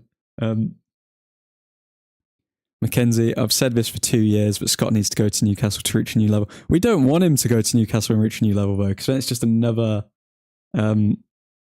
it's just another thing to put down United, really. Block that commenter. Doesn't deserve to follow your beautiful account. Lol. I only block the absolute D-heads who there's some people who Like, I don't mind people obviously disagreeing and stuff like that because it's all about opinion. But like, when people outright every single post just say the most negative thing, and then they'll just say things that aren't true. I'm just like, mate, you're just a pleb. I have blocked a few people. Jahan League, you're saying Maguire's top 5 centre backs in the league on this form at the moment. That's a bold shout. Don't even know why they're showing replays of this offside. Like, it's of this quotation mark offside. It's so blatantly corruption. Like, doesn't even deserve to be acknowledged. Tong, I'm frustrated with VAR as well. But what I get pissed off more is these players don't get mad and motivated to get a goal. It's just, oh well, bollocks. I don't know. I think we're very close. Like, I think we've been playing a lot better than we have in our past few games, to be honest.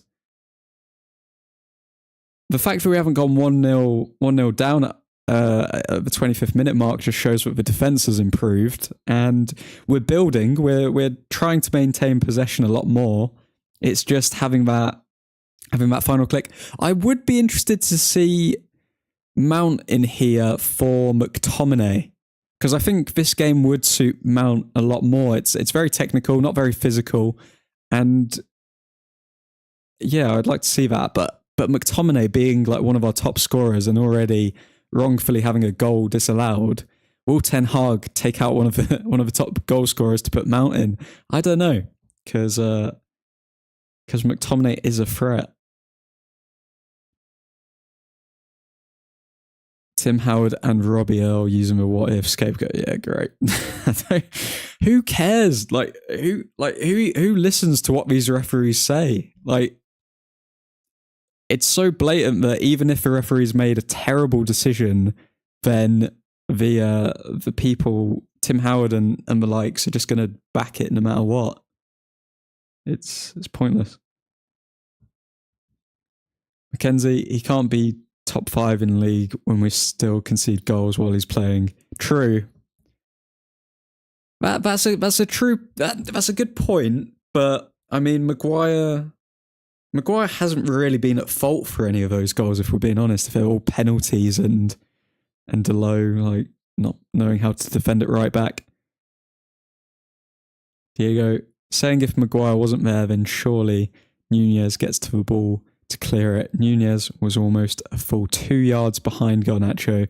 There's no way he gets to that. Yeah, exactly. They're saying that if Maguire wasn't there, then Nunez suddenly becomes Usain Bolt and he would be able to catch up with the likes of Garnacho.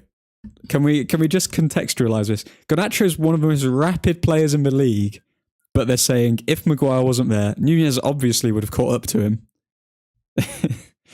It's laughable. Also, our end product is horrible. We haven't created too many chances. I think that's where the weak link is. But in all honesty, what do we think of Højlund's first half? Like, when he has got the ball, I don't think his hold-up play's been that good so far, to be honest. And I don't know if he's getting into... what I'd like to see is maybe Højlund coming a bit deeper and then playing off, so doing a cheeky like 1-2 with Fernandes and then playing Fernandes through. I'd like to see a bit more of that from Højlund, unless he has been told to keep the line high, but I'm not a big fan of the long balls to Højlund, and then it just seems like a waste of possession. Stuart, I think we played okay, however, still really slow passing and lack of shots is a worry. Just constant slow passing. Really need this win for my mental health. Don't we all, man? Don't we all? Suhan, Wan-Bissaka isn't sharp, I guess, because he can't mark his runner for shiz. He's not tracking back. I don't know about that, man. I think Wan-Bissaka's had a decent half. I think Højlund needs to drop back a bit to get involved in the game. Yeah, I agree, Stuart. Mackenzie, if Nunez couldn't get past Maguire, there's no way he's catching Garnacho. Yeah, exactly. He had to foul Maguire, and yet he's going to catch up to Garnacho. It's laughable. Exactly what you just said. Yeah, exactly, Stuart. Couldn't agree more. I think Hoyland does need to drop a bit more link-up play, because we know, unless it's an instruction from Ten Hag, then surely, because we know he can do it. We've seen the little flicks and everything. So I don't know. Suhan, our wingers probably have 0 balls forward because all they're doing is reach far forward and just pass back. Yeah, Garnacho, it's a weird one. I don't know if Garnacho has been instructed just to like mature his game a little bit, because he is actively passing back a bit more. Based on all of the comments from the Instagram, it looks as though everyone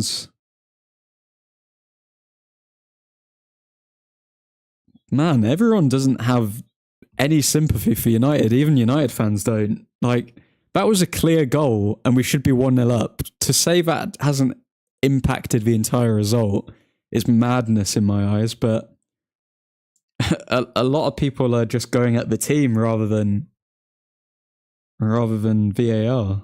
Like the talking point is VARs, as some comments have said, but others are just like just going in on whatever players they want to go in on.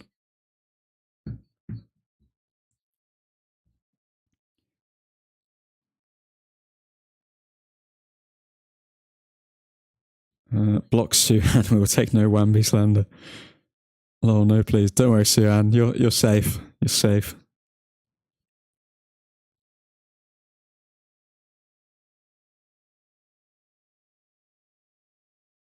Tong, I'm gonna say it. Lose or draw on this. Erik Ten Hag, okay.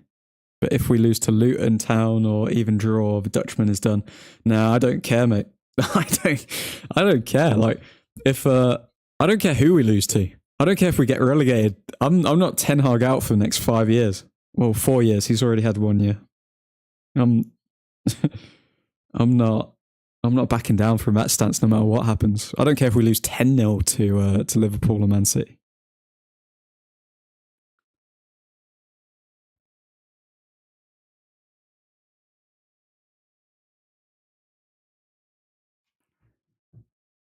Like, if people can't see that this has been an improvement, I don't know what to say. This has been this performance has definitely been an improvement from our last. Like, even though we won 2-1 against Brentford and whatever, 1-0 against Copenhagen, this performance has been better than those performances. The only thing we're missing is that final pass in the final third, which I think Mount could possibly give, but then we're relying on the front three to score, who haven't had a good track record of scoring, and we're taking off McTominay, who has shown that he can score. So that's the problem Erik Ten Hag faces. Take off someone who has shown he can score for someone who could create something, but then you're putting faith in the front three. And do you have faith in the front three? I don't. Aaron Wan-Bissaka always been my favourite right back. Mackenzie, you chat so much shiz, man. Suhan, I'm not saying Wan-Bissaka had a bad half. I'm just saying that he's been in positions where his runner was free on the left wing. Other than that, he's been good. If you think that Wan-Bissaka's left like is player free, then what do you think Deleu's been doing all of his previous games? That's what I want to know. Stuart, it would be interesting to see Garnacho on the right to get the cross in, and Anthony on the left, seeing he is one-footed. That's another good point, Stuart. Because yeah, why not try that if we are trying to get crosses into Hoyland? Good pick there from McTominay. Second half started. Let me get this timer sorted. Bear with. But no, that's a good point. I think the only argument against that would be, can they still defend or cover as well on the other side, on the opposite side? Don't know if that would play a factor into it. Okay, we are on the 46th minute. Here we go. Okay, Anthony plays it to Ericsson. Oh, Ericsson. See, moments like that, like it's just that final ball in the final third that we need to click.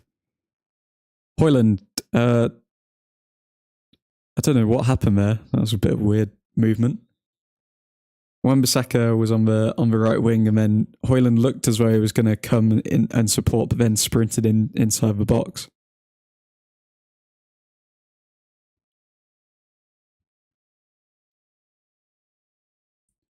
Mackenzie. Oh, Garnacho! Oh, good save from ter Stegen. Took a deflection and went straight to him. So, but it's good. Ten Hag's obviously telling them to attack a bit more now, and take a few more shots on. It's like Chelsea last season. You can see what they're trying to do, but nothing's coming off. Yeah. Diego trying to play the ball in an offside position would mean every single free kick should be called immediately offside, despite the player actually touching and playing the ball. That's what they're going with now to justify the Maguire decision. Everyone knows it. Like literally, any football fan can look at that and say it's BS. And if they don't admit that, then they just hate United. Stuart, I think we need to remember that we have gone through a lot of crap this year. Players, private lives, selling the club, and the vast amount of injuries. I guess it will have an effect on the team. Yeah, I mean, but the point is that the mainstream media, because they like chaos, because negativity sells, and rival fans are just going to be reveling in it and say, oh, Ten Hag's obviously a fraud then. He needs to... You need to fire Ten Hag because they like seeing chaos with our club. Of course, they're going to want to suggest that. But yeah, true United fans really should never be saying Ten Hag out, because we're the ones who have been watching the games. We're the ones who know all of the information surrounding United. We know about the injuries. We know about VAR. We know about all of this, and to just ignore all of those factors and to just be like, oh yeah, it's all down to the manager. It's mindless, in my opinion anyway. Like, people can think what they want, but as soon as I see people talking about Ten Hag out, I'm just like, come on, man.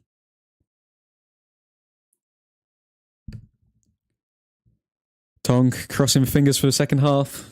Here we go. Hopefully the players aren't too dejected from that first half.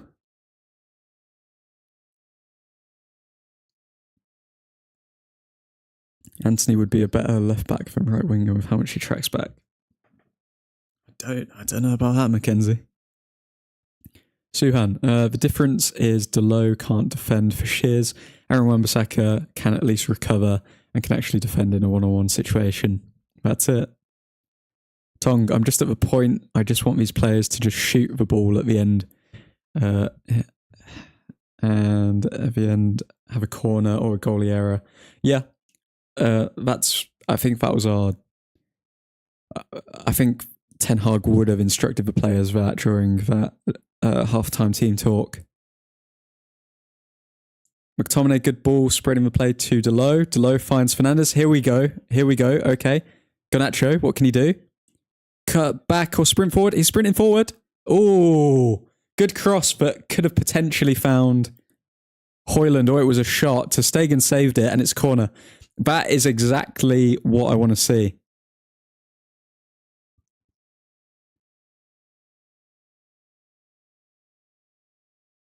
Okay, perfect. Okay, corner coming in from Fernandes. Corner in. Garnacho to Delo. Delo looking for a cross. Cross to Maguire. Oh, Maguire almost finding Evans or McTominay. How is that a foul? What? Don't think Evans even touched him. Yeah, I do mean Leno. Lol. Wait, what? What just happened there? To Stegen and Leno look similar. Sue me. I'm sorry.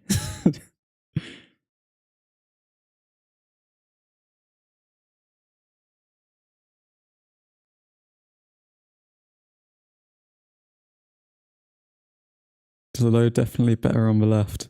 Yeah, Delo is actually looking a lot more assured of himself on the left.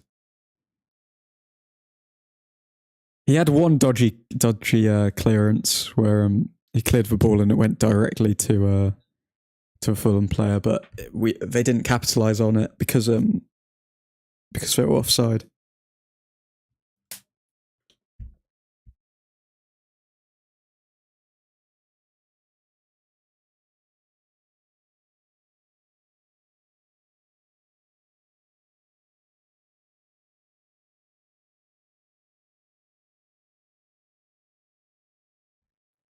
Jehan better than Sergio. No, I'll admit when I'm wrong. I think Sergio started very well, then he had that injury, and then ever since Sergio's been kind of meh. He's kind of been doing nothing at left back. So on form, Delo's the better left back than Sergio right now. Delo looks better on the left because wingers don't know what to do against a right-footed left back. Yep, that's true, because if they cut in, then they can pretty much just drive and then shield the ball as well. Stuart, Aaron Wan-Bissaka doing his Inspector Gadget tackles. Things you love to see. Okay, good ball in between the lines from Evans to Fernandez. Garnacho saves it. Good. Keep the possession. Eriksen. Eriksen's had a solid game. I think Ten Hag's probably told Eriksen to play safe, to be honest, this game, because he is at CDM. If Eriksen does misplace a pass, then a counter-attack could happen. Don't know what was going on with Anthony and Aaron. Oh, cross from Eriksen.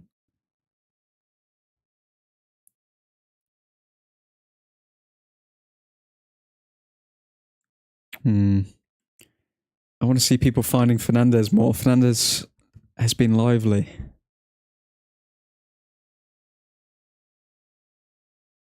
We need a very good January transfer window. We do. If the aim is to get top 4 this season, then we absolutely do. But we need to win this game. Is Delo 2-footed? I don't think he is.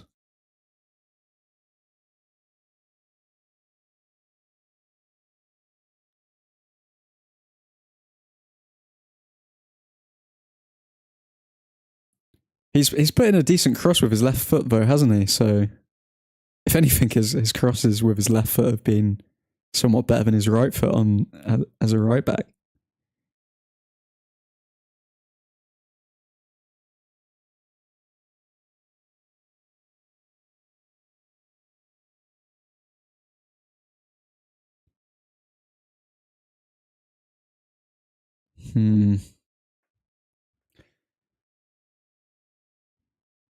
Oh, how I yearn for Harry Kane, says Mackenzie. I find it funny how many people turn their backs on Harry Kane and literally just discredited him by saying, "Oh well, he's 30 years old. He's 30 years old, so he's obviously bad now. It's not like he's scored 200 like Premier League goals.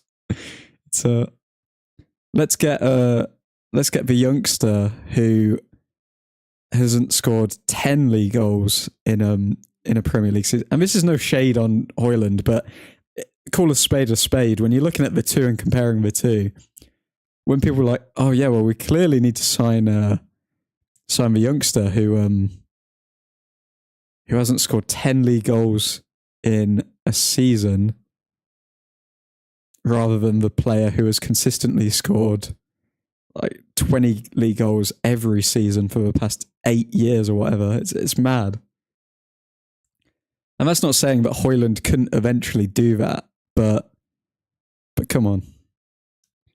Ericsson trying to find Garnacho there, and it's led to a Fulham counter-attack. Willian,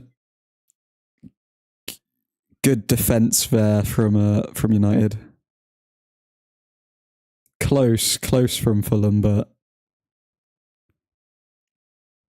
this is what I was saying a couple of minutes ago. I think Ten Hag's instructed Ericsson to play simple balls, because as soon as Ericsson does misplace a pass like that, the Fulham counter-attack is straight on. So I think that's just a reminder to Ericsson to just play it simple, but then Ericsson's going to get frustrated and try and play those balls because nobody else is.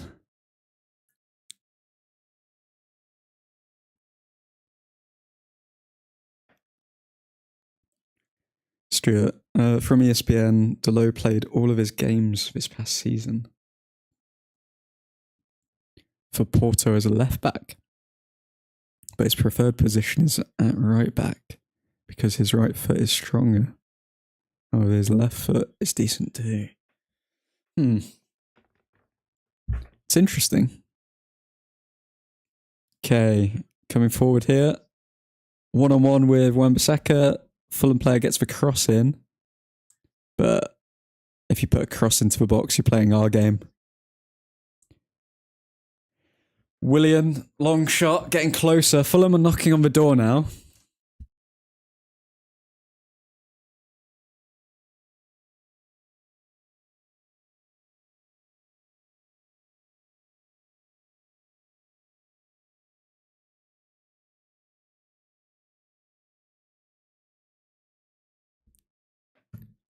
Højlund should not be leading the attack for Man United. Yeah, I don't, at this point, I've seen enough games and I don't want to criticise Højlund too much because, again, 20-year-old youngster, you've got to factor it all in. But I don't see him offering more to us than Anthony Martial. Maguire looking injured here. I don't know if it's a clash or struggling to breathe or something.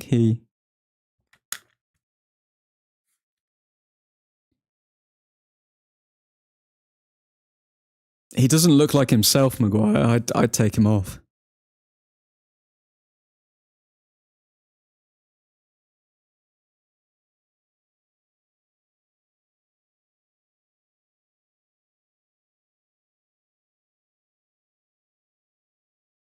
Oh, Palistri's coming on. Probably for Anthony, I would imagine.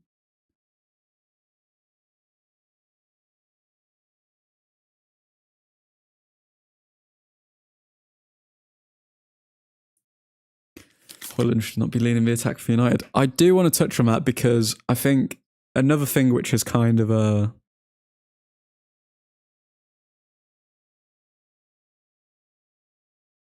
Although, to be fair, it's not a big thing. I think... but I find it weird how these fan channels like champion certain players. Like, I do it as a joke with like Sergio, but if he's being chiz, I don't care if he gets dropped. Like Delo's played pretty well here. I'd say Delo has to start the next game at left back, but yeah, I think good save from Onana. I think yeah, Fulham are definitely getting into this now. I feel like people have championed Højlund again because he's a player who has time for certain channels, and in reality, do we just play him hoping that he comes good eventually, or do we say, okay, give Højlund a rest and put Martial on and give him a go? Because Højlund hasn't shown anything in this game for me to think, okay, he's our starting striker.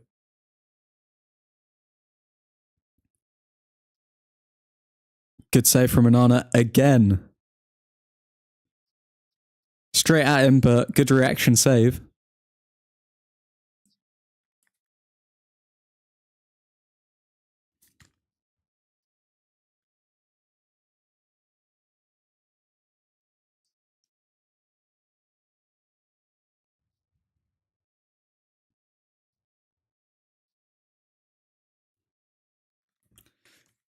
Corner in from Fulham. Cleared from Ericsson.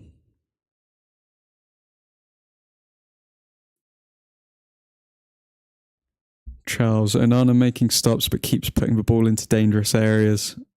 Yeah. That can be coached. As long as he's making the saves, that's all I care about. No more weak wrists.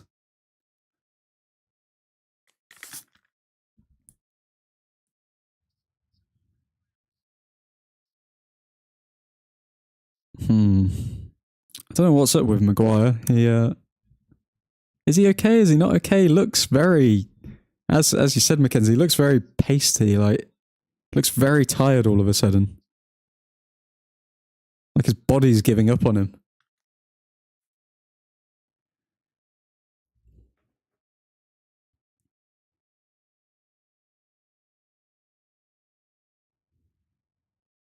Cross. Away from Delo. By Delo. Good. Okay. Oh, God. Pereira's getting properly into this game now. We need a proper 6 on the pitch. Well, we've had a proper 6 on the pitch for our previous games, and we conceded goals. I mean, I think we made the right decision. I think Ten Hag made the right decision to play Ericsson because we dominated possession in the first half. Second half, it's getting a bit dicey. I want to see what Pellistri can do and what he brings. Maguire's having some proper heavy pre. It looks like he's about to. Yeah, it looks like his mind's there, but his body is kind of giving up on him.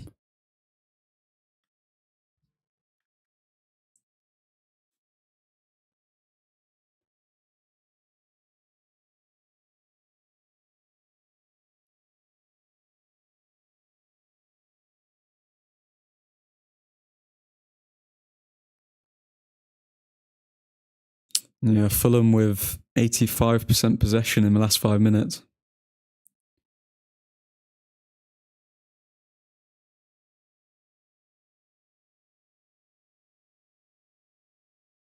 Pellistri winner incoming. Oh, I hope. Garnacho got the winner last season. Will history repeat itself? Give us some hope. Like, youngsters, just please get a goal or an assist or so. Like, give us something. All of our front three are like 20 years old or younger, though, aren't they? We're so lucky Fulham are bad, though. Like, if this was a decent team, it may be wraps at this point.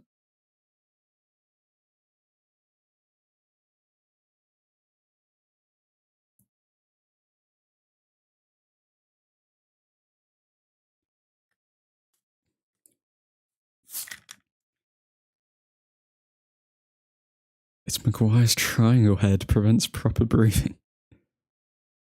Bruh. Why are we throwing shots at our former captain, who's putting everything on the pitch at the moment? Fernandez down, and all of the Fulham players saying, no. Fernandez says, you shouldn't have done that, my friend, with his eyes.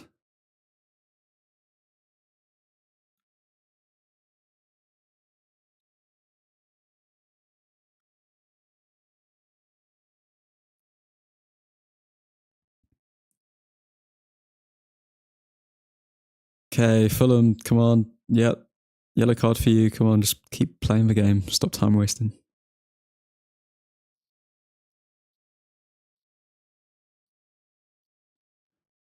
Seen oil tankers turn quicker. Bruh, Stuart, what's with the Maguire hate? I mean, he's had a decent game. He's putting his body on the line. Like, what? Why are we going for Maguire? Ref was waiting to see if Fernandez was dead before he decided it was finally a foul. If he dies, he dies. Wan-Bissaka, back to Maguire. Right, need to turn this around. They'll put him on pressure now. Yeah. This is the moment. Get the ball to Pellistri. McTominay, Pellistri now. No, McTominay, you've gone back. Poor. Terrible. I mean, safe option, but still, come on. Maguire, long ball to Garnacho. Garnacho, good first touch. Garnacho. Oh, Garnacho. He's pissed at himself. That was terrible, mate. Why are we trying fancy flicks when we're 0-0 and we need a goal? Oh, Garnacho, bro. You idiot. Okay. Come on, collect ourselves. Ref was waiting to see if Fernandez was dead before he decided to find a foul. Maguire needs to get subbed off. He's out of gas. Oh, but do we risk Varane coming on? I don't know.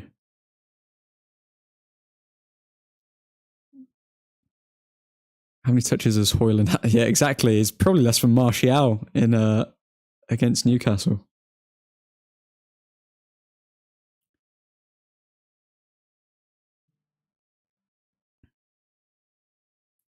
It's funny, you take Rashford off the pitch and then suddenly Højlund doesn't get as many touches, but Rashford's selfish.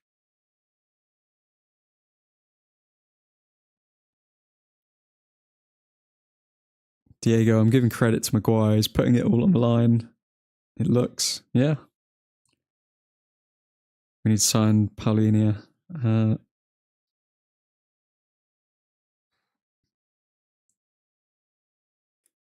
This ref is shite. Mackenzie, how is it a risk to bring Varane on? Injury risk.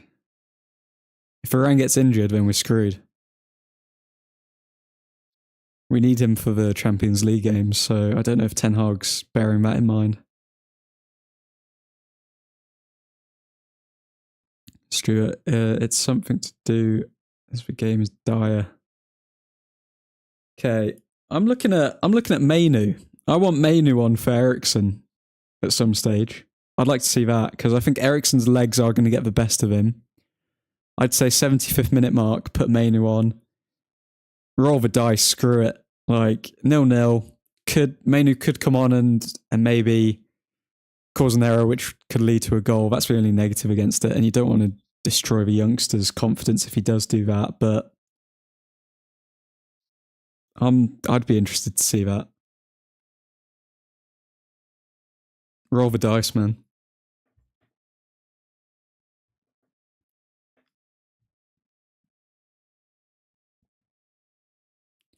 With mistakes like that from Garnacho and back passing from a midfield, it's not a reflection on Højlund, I feel. True. I don't know if like players just aren't passing to him or what, but Højlund hasn't been in the game. But neither's McTominay, to be fair. I think if McTominay got his head up a bit more, there could have been a bit of a link-up play between him and Højlund, but there hasn't been anything. Move to a 4-4-2 with Højlund and Scott up top. That's what we like, Sam. Sorry, I mean Mackenzie. Not Sam Allardyce.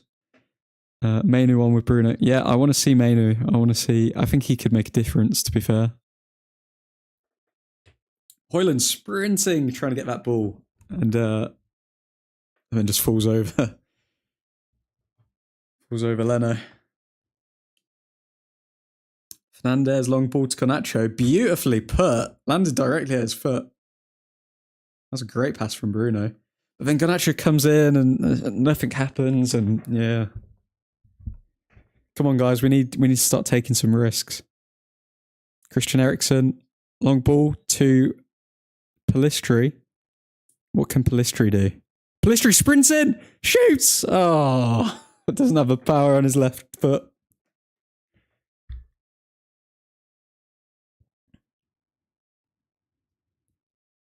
Oh man.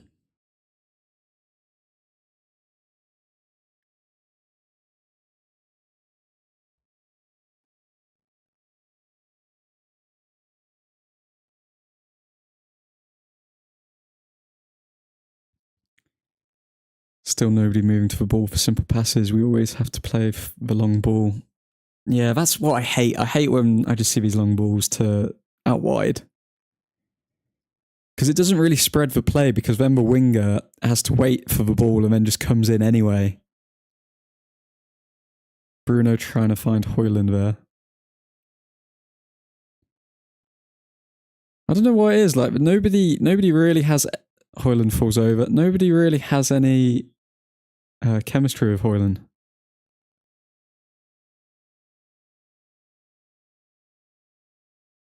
Ironically, Rashford probably has the most chemistry with Højlund, and he's the one who got called selfish.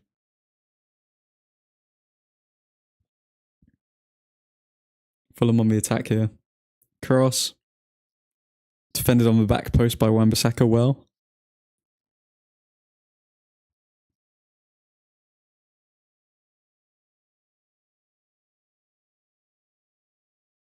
Anthony can't do now. It stinks for gaff out when he plays. That has been the tale of Anthony's... Oh, Garnacho sprinting. Come on, Højlund. Yes. Okay, Pellistri. No. Oh, Bruno. It's Bruno on the right. Why didn't he look up? No. Okay, Højlund. Oh, what's he doing? He's not looking up. He's just running. Oh, no. Bruno was in acres of space. If Højlund could have found him, that would have been amazing.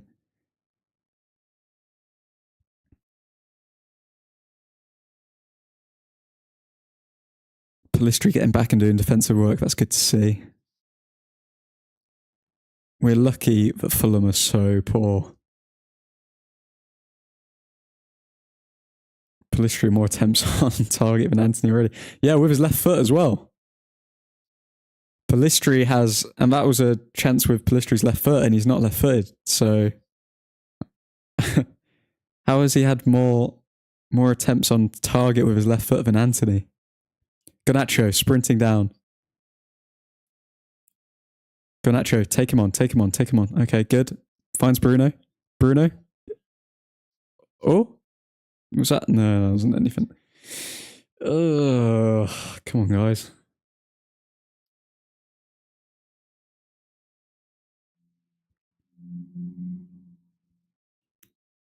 Sideshow Bob warming up.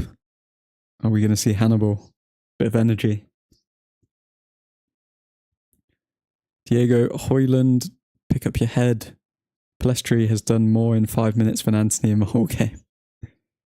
The time wasting has begun from Fulham. Although, to be fair, the player does look like he's in a lot of distress, so if he's not actually injured, he probably deserves an Oscar.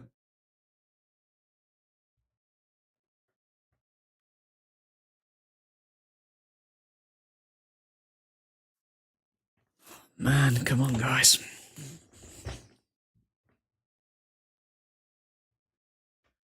Give us that goal. Inject it into my veins. Come on.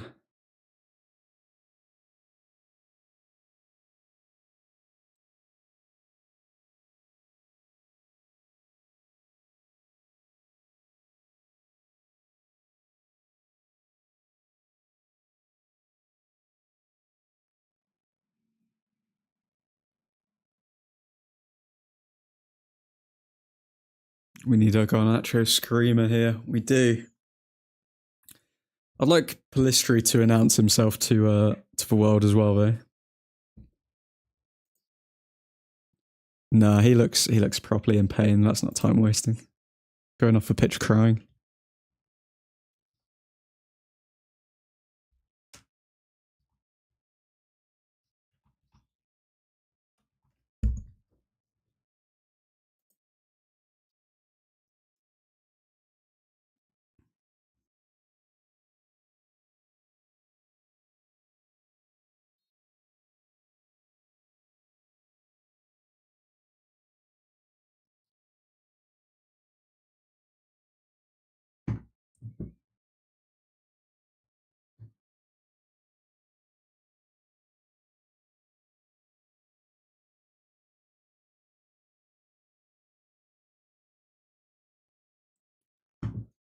Okay.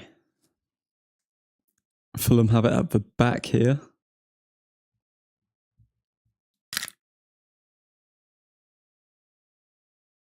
Pellistri, press it. Oh, Højlund. That wasn't good.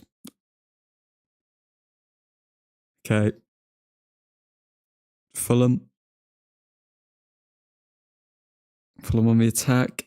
Johnny Evans away. Delo. Cuts back in, cuts back out. Goes to Ericsson. Ericsson finds Bruno. Good. Bruno fine. Oh, poor pass from Bruno. Oh, man. Okay, come on. McTominay to Højlund. Back to McTominay. Good link-up play between them two. That's what I wanted to see the entire match. Garnacho down the left wing. Garnacho puts the cross in, but wins the corner. Somebody goes down in the box there.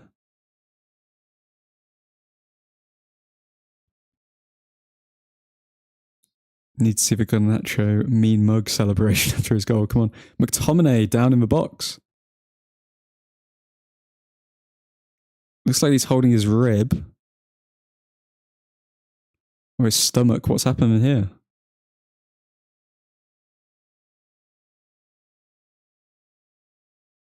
Looks like he's been winded by something. Looks like he got literally elbowed in the ribs by the number 3. Man, the grimace. McTominay in a lot of pain, but looks like he's okay now. Weird. Okay. Garnacho. Delo? Oh, I thought it was going to be another Delo screamer.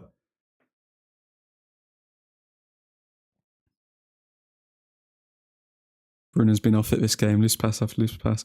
I'd argue that Bruno hasn't been found that much, in all honesty. Okay, Mason Mount and Anthony Martial coming on. These are the changes that we need to see. Mason Mount coming on for Ericsson and Højlund off for Martial. If Martial impresses here, then I'm going to call for Martial to start the next game because Højlund, not very good in my opinion.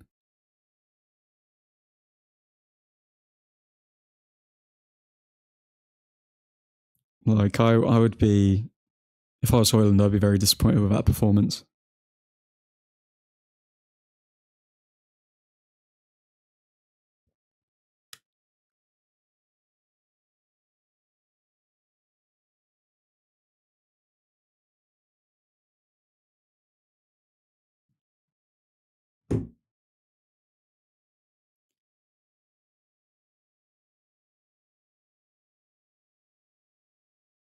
Okay, Mount gives a foul away to Fulham.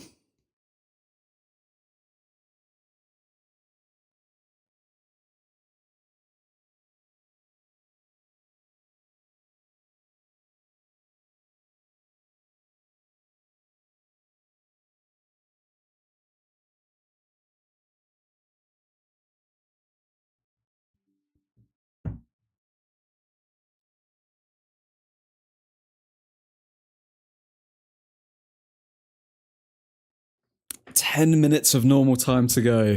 Who will be the winner of today's match? Mount. Mount went to play in Fernandez rather than Garnacho, and yeah, Garnacho was frustrated with that. Don't worry, he'll come good, Stuart. He'll come good.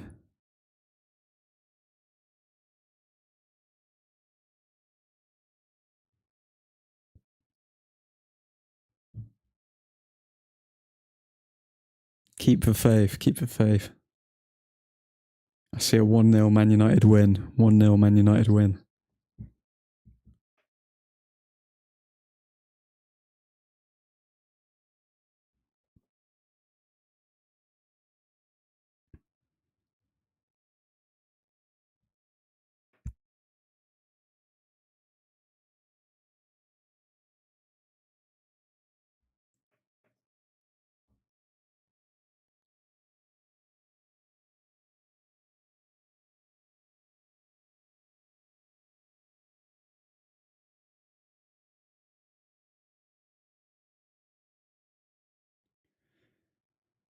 Okay, Fulham.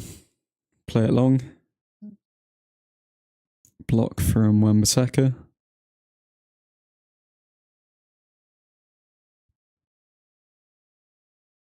McTominay to Mount. Back to Evans. Back to Onana. Onana plays it long to Garnacho, but it looks as though he was fouled. McTominay. To Martial, back to McTominay. Garnacho. Garnacho wriggling through some players. Running forward. Foul. Foul on Garnacho. Good, good. Andreas standing ovation coming off. Yeah, he did a lot. I don't know. I don't get it.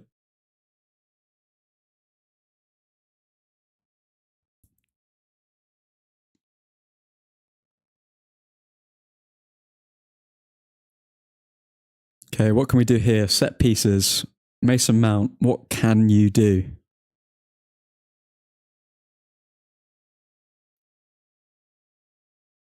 Last season, I swear we had loads of set pieces sorted out, and we actually scored from a few of them. This season, we haven't seen that as much.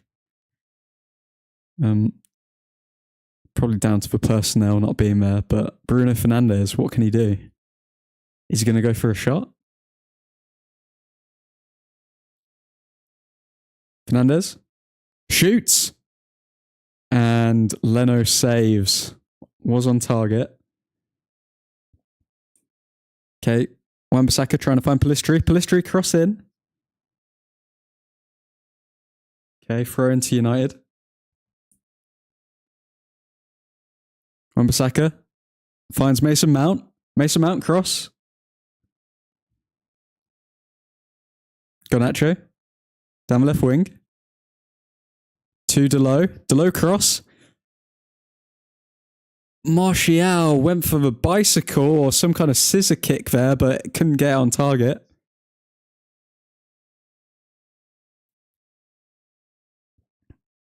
Oh, Martial, that was inches away. If he'd just got the right contact on that, then he would have. We'd be looking at 1-0.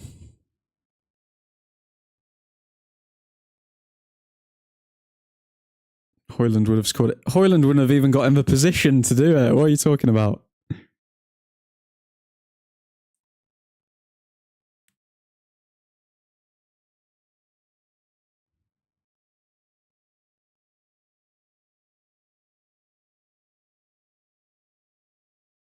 Maguire just passed the ball to an empty shadow and with a throw in, and then Wan-Bissaka picked it up. I found that a bit weird.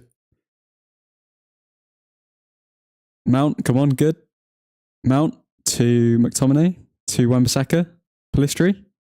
Pellistri back to Maguire. I wanted to see you go forward. Greenwood scored that exact goal.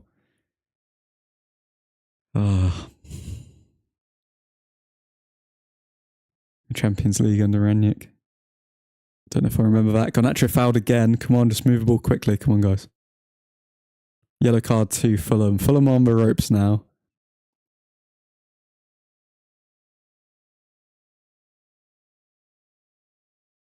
Garnacho rolling on the floor a bit there, to be honest.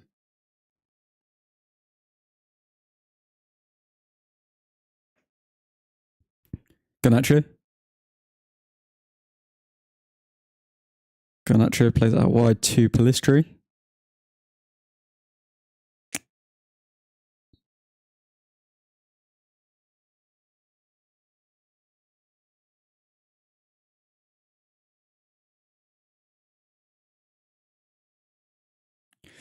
Oh, the time waster now. Back to the goalkeeper for Fulham.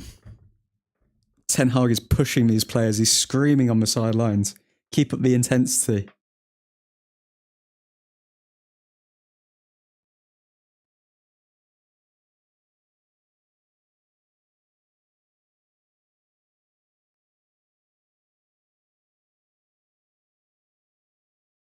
Mount on the ball.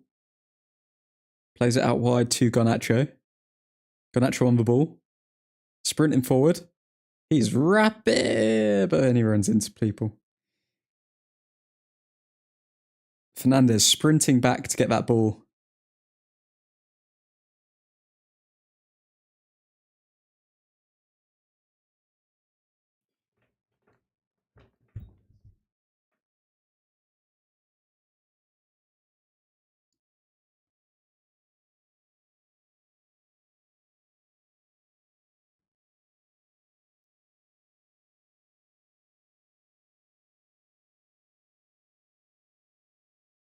Okay, friend from Fulham.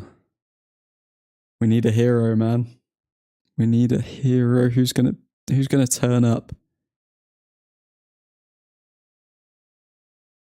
Who's gonna be the alpha out of all of these betas that we see on the field right now?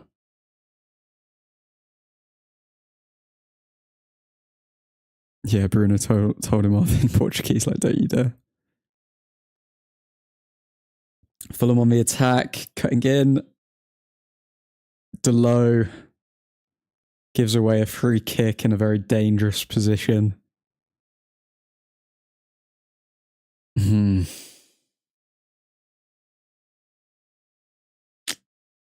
are the moments. Those are the moments.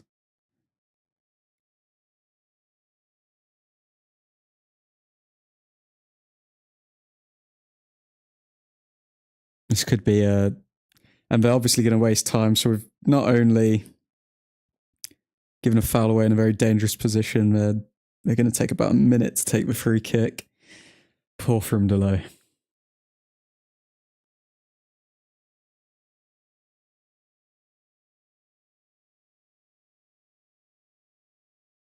He's a good free kick taker, says Stuart.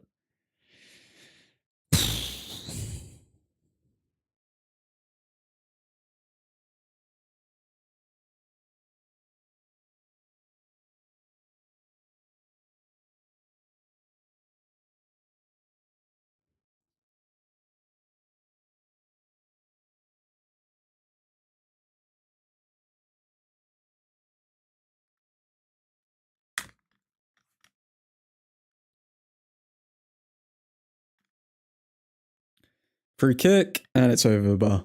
You're talking absolute dross, Stuart. He's a terrible free kick taker.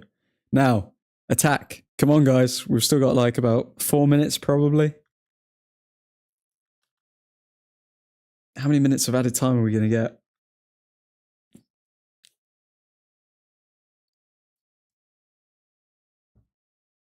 This result stinks. It does.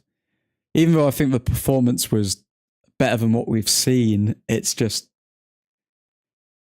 It comes down to the attack this game. It comes down to Bruno, it comes down to Garnacho, it comes down to Højlund, it comes down to Anthony. Comes down to McTominay. I think Ericsson and the back four, back five have had a good game. So there's 4 minutes added on. Mount. Oh, finds Bruno. Okay, we need a midfield to exist or to form. Pellistri, what can he do? Pellistri, right wing. Slowed down, sprinted forward, kept the ball. Pellistri, switched on, but it went to Martial, but it wasn't quick enough. Fernandes, edge of the box. Fernandes, go on, just find someone. McTominay. Fernandes. Bruno Fernandes in the last 5 minutes. Yes. In the 90th minute. What a goal. Bruno Fernandes. Oh my God. Take a bow. The legend. The living legend. Bruno Fernandes. Yes. Oh my God. It was bouncing around and it finally landed to him. What a strike. Oh, that's beautiful.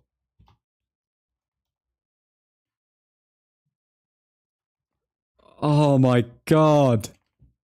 Oh, breathe it in. What a goal. Cuts in, cuts out, cuts in. Trust by McTominay. Pellistri assist, by the way. Oh, and it went straight at the keeper. The goalkeeper messed it up. Leno messed it up bad, to be fair. But I don't care. He shoots. He scores. Bruno Fernandes. Fernandes. Oh, beautiful.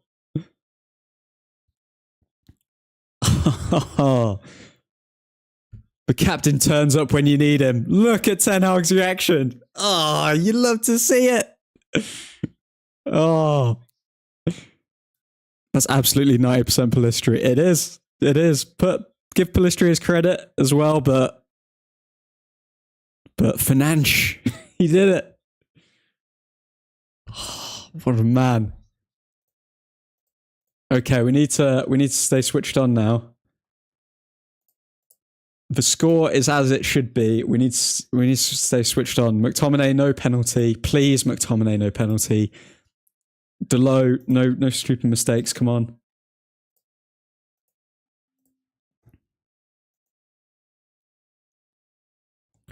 Okay, we're in the 92nd minute.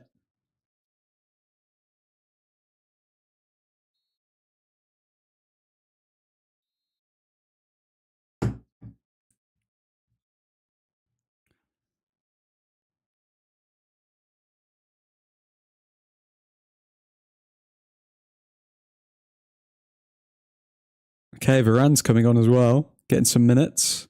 Varane coming on for Garnacho. We're definitely, yeah, Ten Hag's not risking this, is he?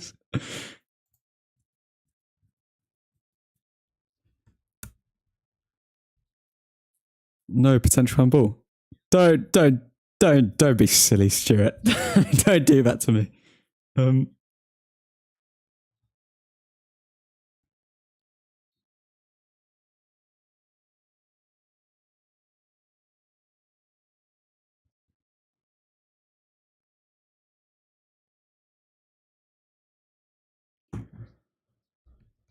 Oh, it's good. We get to celebrate a win again. Yeah.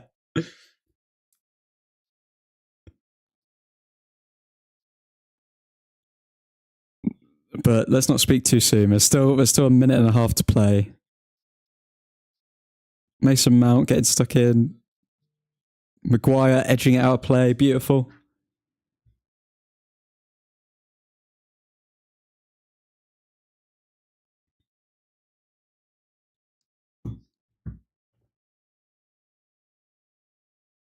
Oh, I completely forgot to do player ratings. I've been absorbed by all of this. Okay, I'll submit the man of the match and player ratings on the Discord.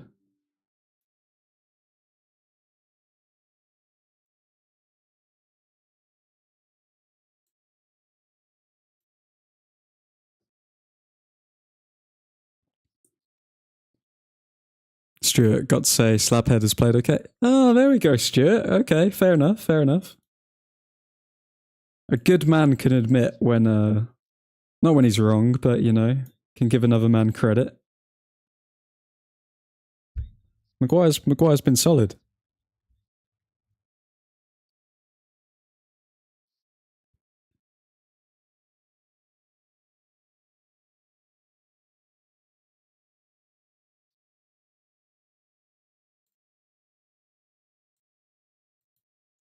So Ten Hag making the most of his substitutes. Palistri was one of the first substitutes that he made, and yeah, it worked out well for him.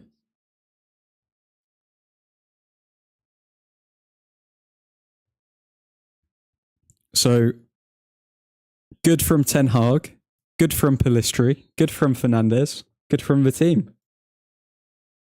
Obviously, a few more things to work on.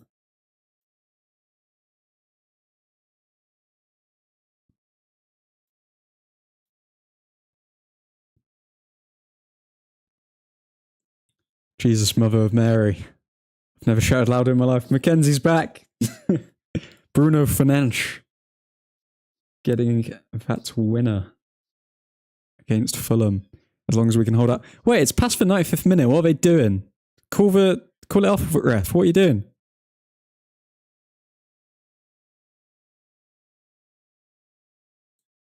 Ref, blow the whistle.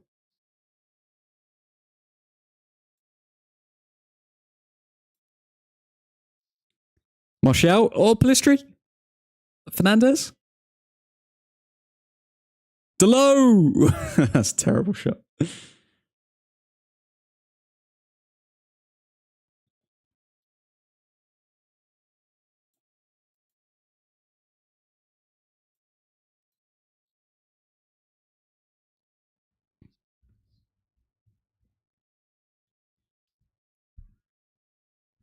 We did make that hard work, but realistically, the ref made it hard work because the writing was on the wall. We were the better team. We did deserve to win, and justice has been served. Manchester United, 1-0, Fulham. Now blow the whistle, ref, because it's 2 minutes over the added time, you absolute cretin.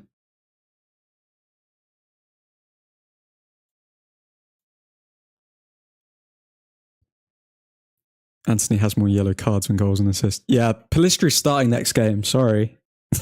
Sorry, Anthony. Pelistri's starting. He's just got an assist, mate. Come on, mate.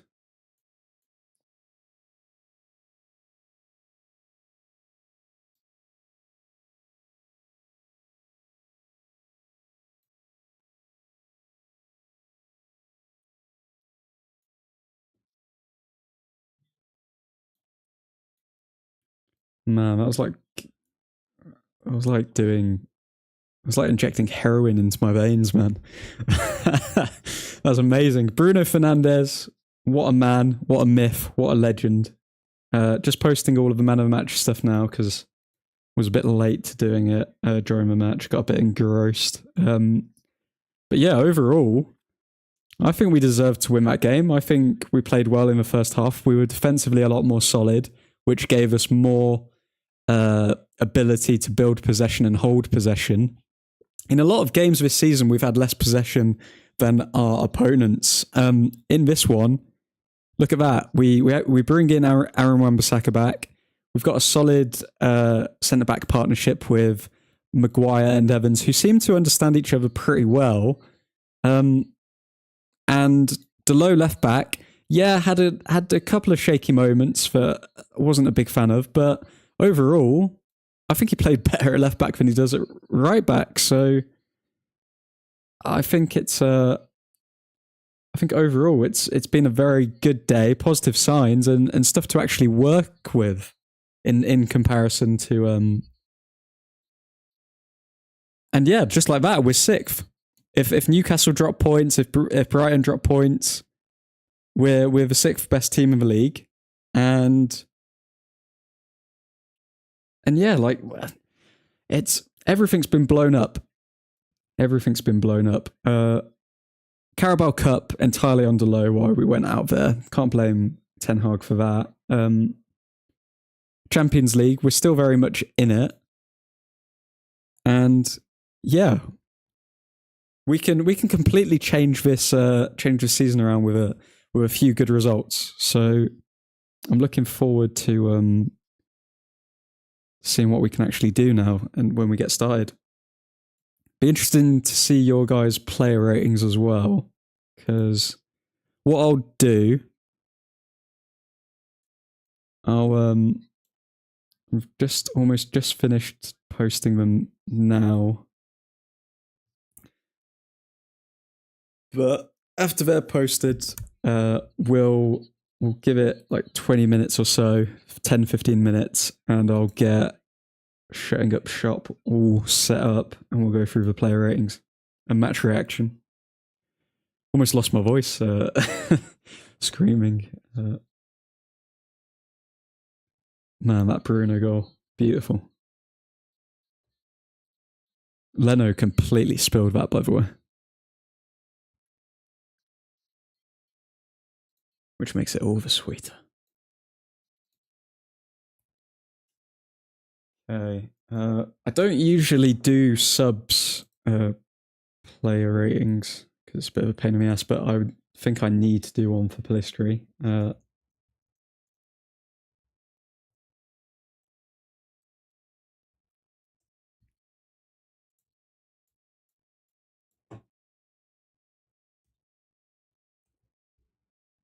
Pellistri definitely hasn't announced himself as a goal scorer, but he does get in positions where he can provide assists. So, and that's all we can ask of him. He's a youngster at the end of the day.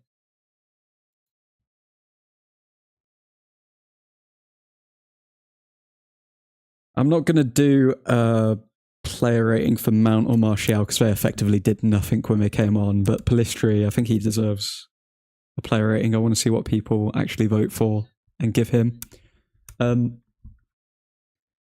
That's what you guys are saying just before I end the stream here and then get shutting up shop all set up. Hello, Weather Whistle. Another stoppage time winner. Man, have we been leaving it late at this stage? Points all of them as exactly, Charles. Exactly. We just need to get through this tough period and just get the points. And I think the performance overall was pretty good, though. In all honesty, bit flat going forward, but defensively and defensively and midfield wise, I think we were okay. Relief. See you all later, folks. See you, Stuart. 3 points, Old Truthfordians. Blow the Fang. Finally done. That's 150 goals in Fernandez's career, says Mackenzie. Very good. Harry Maguire was very good. He deserves credit for turning it around for himself. Absolutely, Emerald. I mean, I'm pretty sure he played with a concussion as well. He looked a bit dodgy for, like, not in terms of his play, but in terms of his physical appearance for a decent amount of that match. Stuart, well, next half a dozen games are mainly away. Mackenzie, Ra was sick.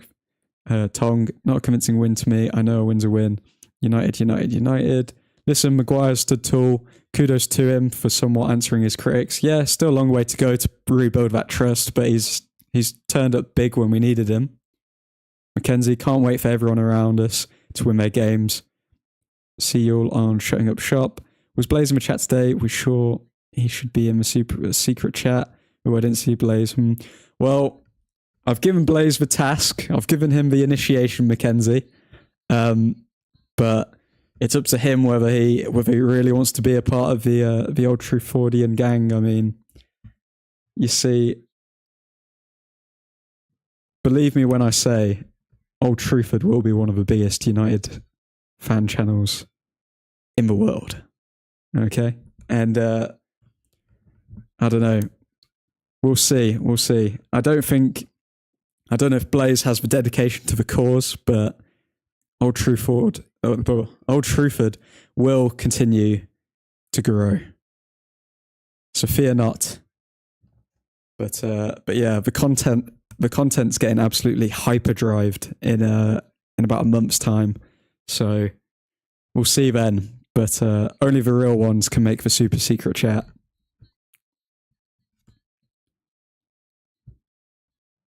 Callie, terrible watch this, but we got the win at the end. GGMU. GGMU. Yes, boys. Okay, cool. He should give it all like this street. 100%, man. 100%. Passion. No passion, no point. So, appreciate you all tuning in. I'm going to end the stream here. If you haven't already, drop a like on the video and subscribe if you're new. But yeah, I'll see you for Shutting Up Shop in about 10 minutes. See you in a bit, boys. Thanks for tuning in. Godspeed.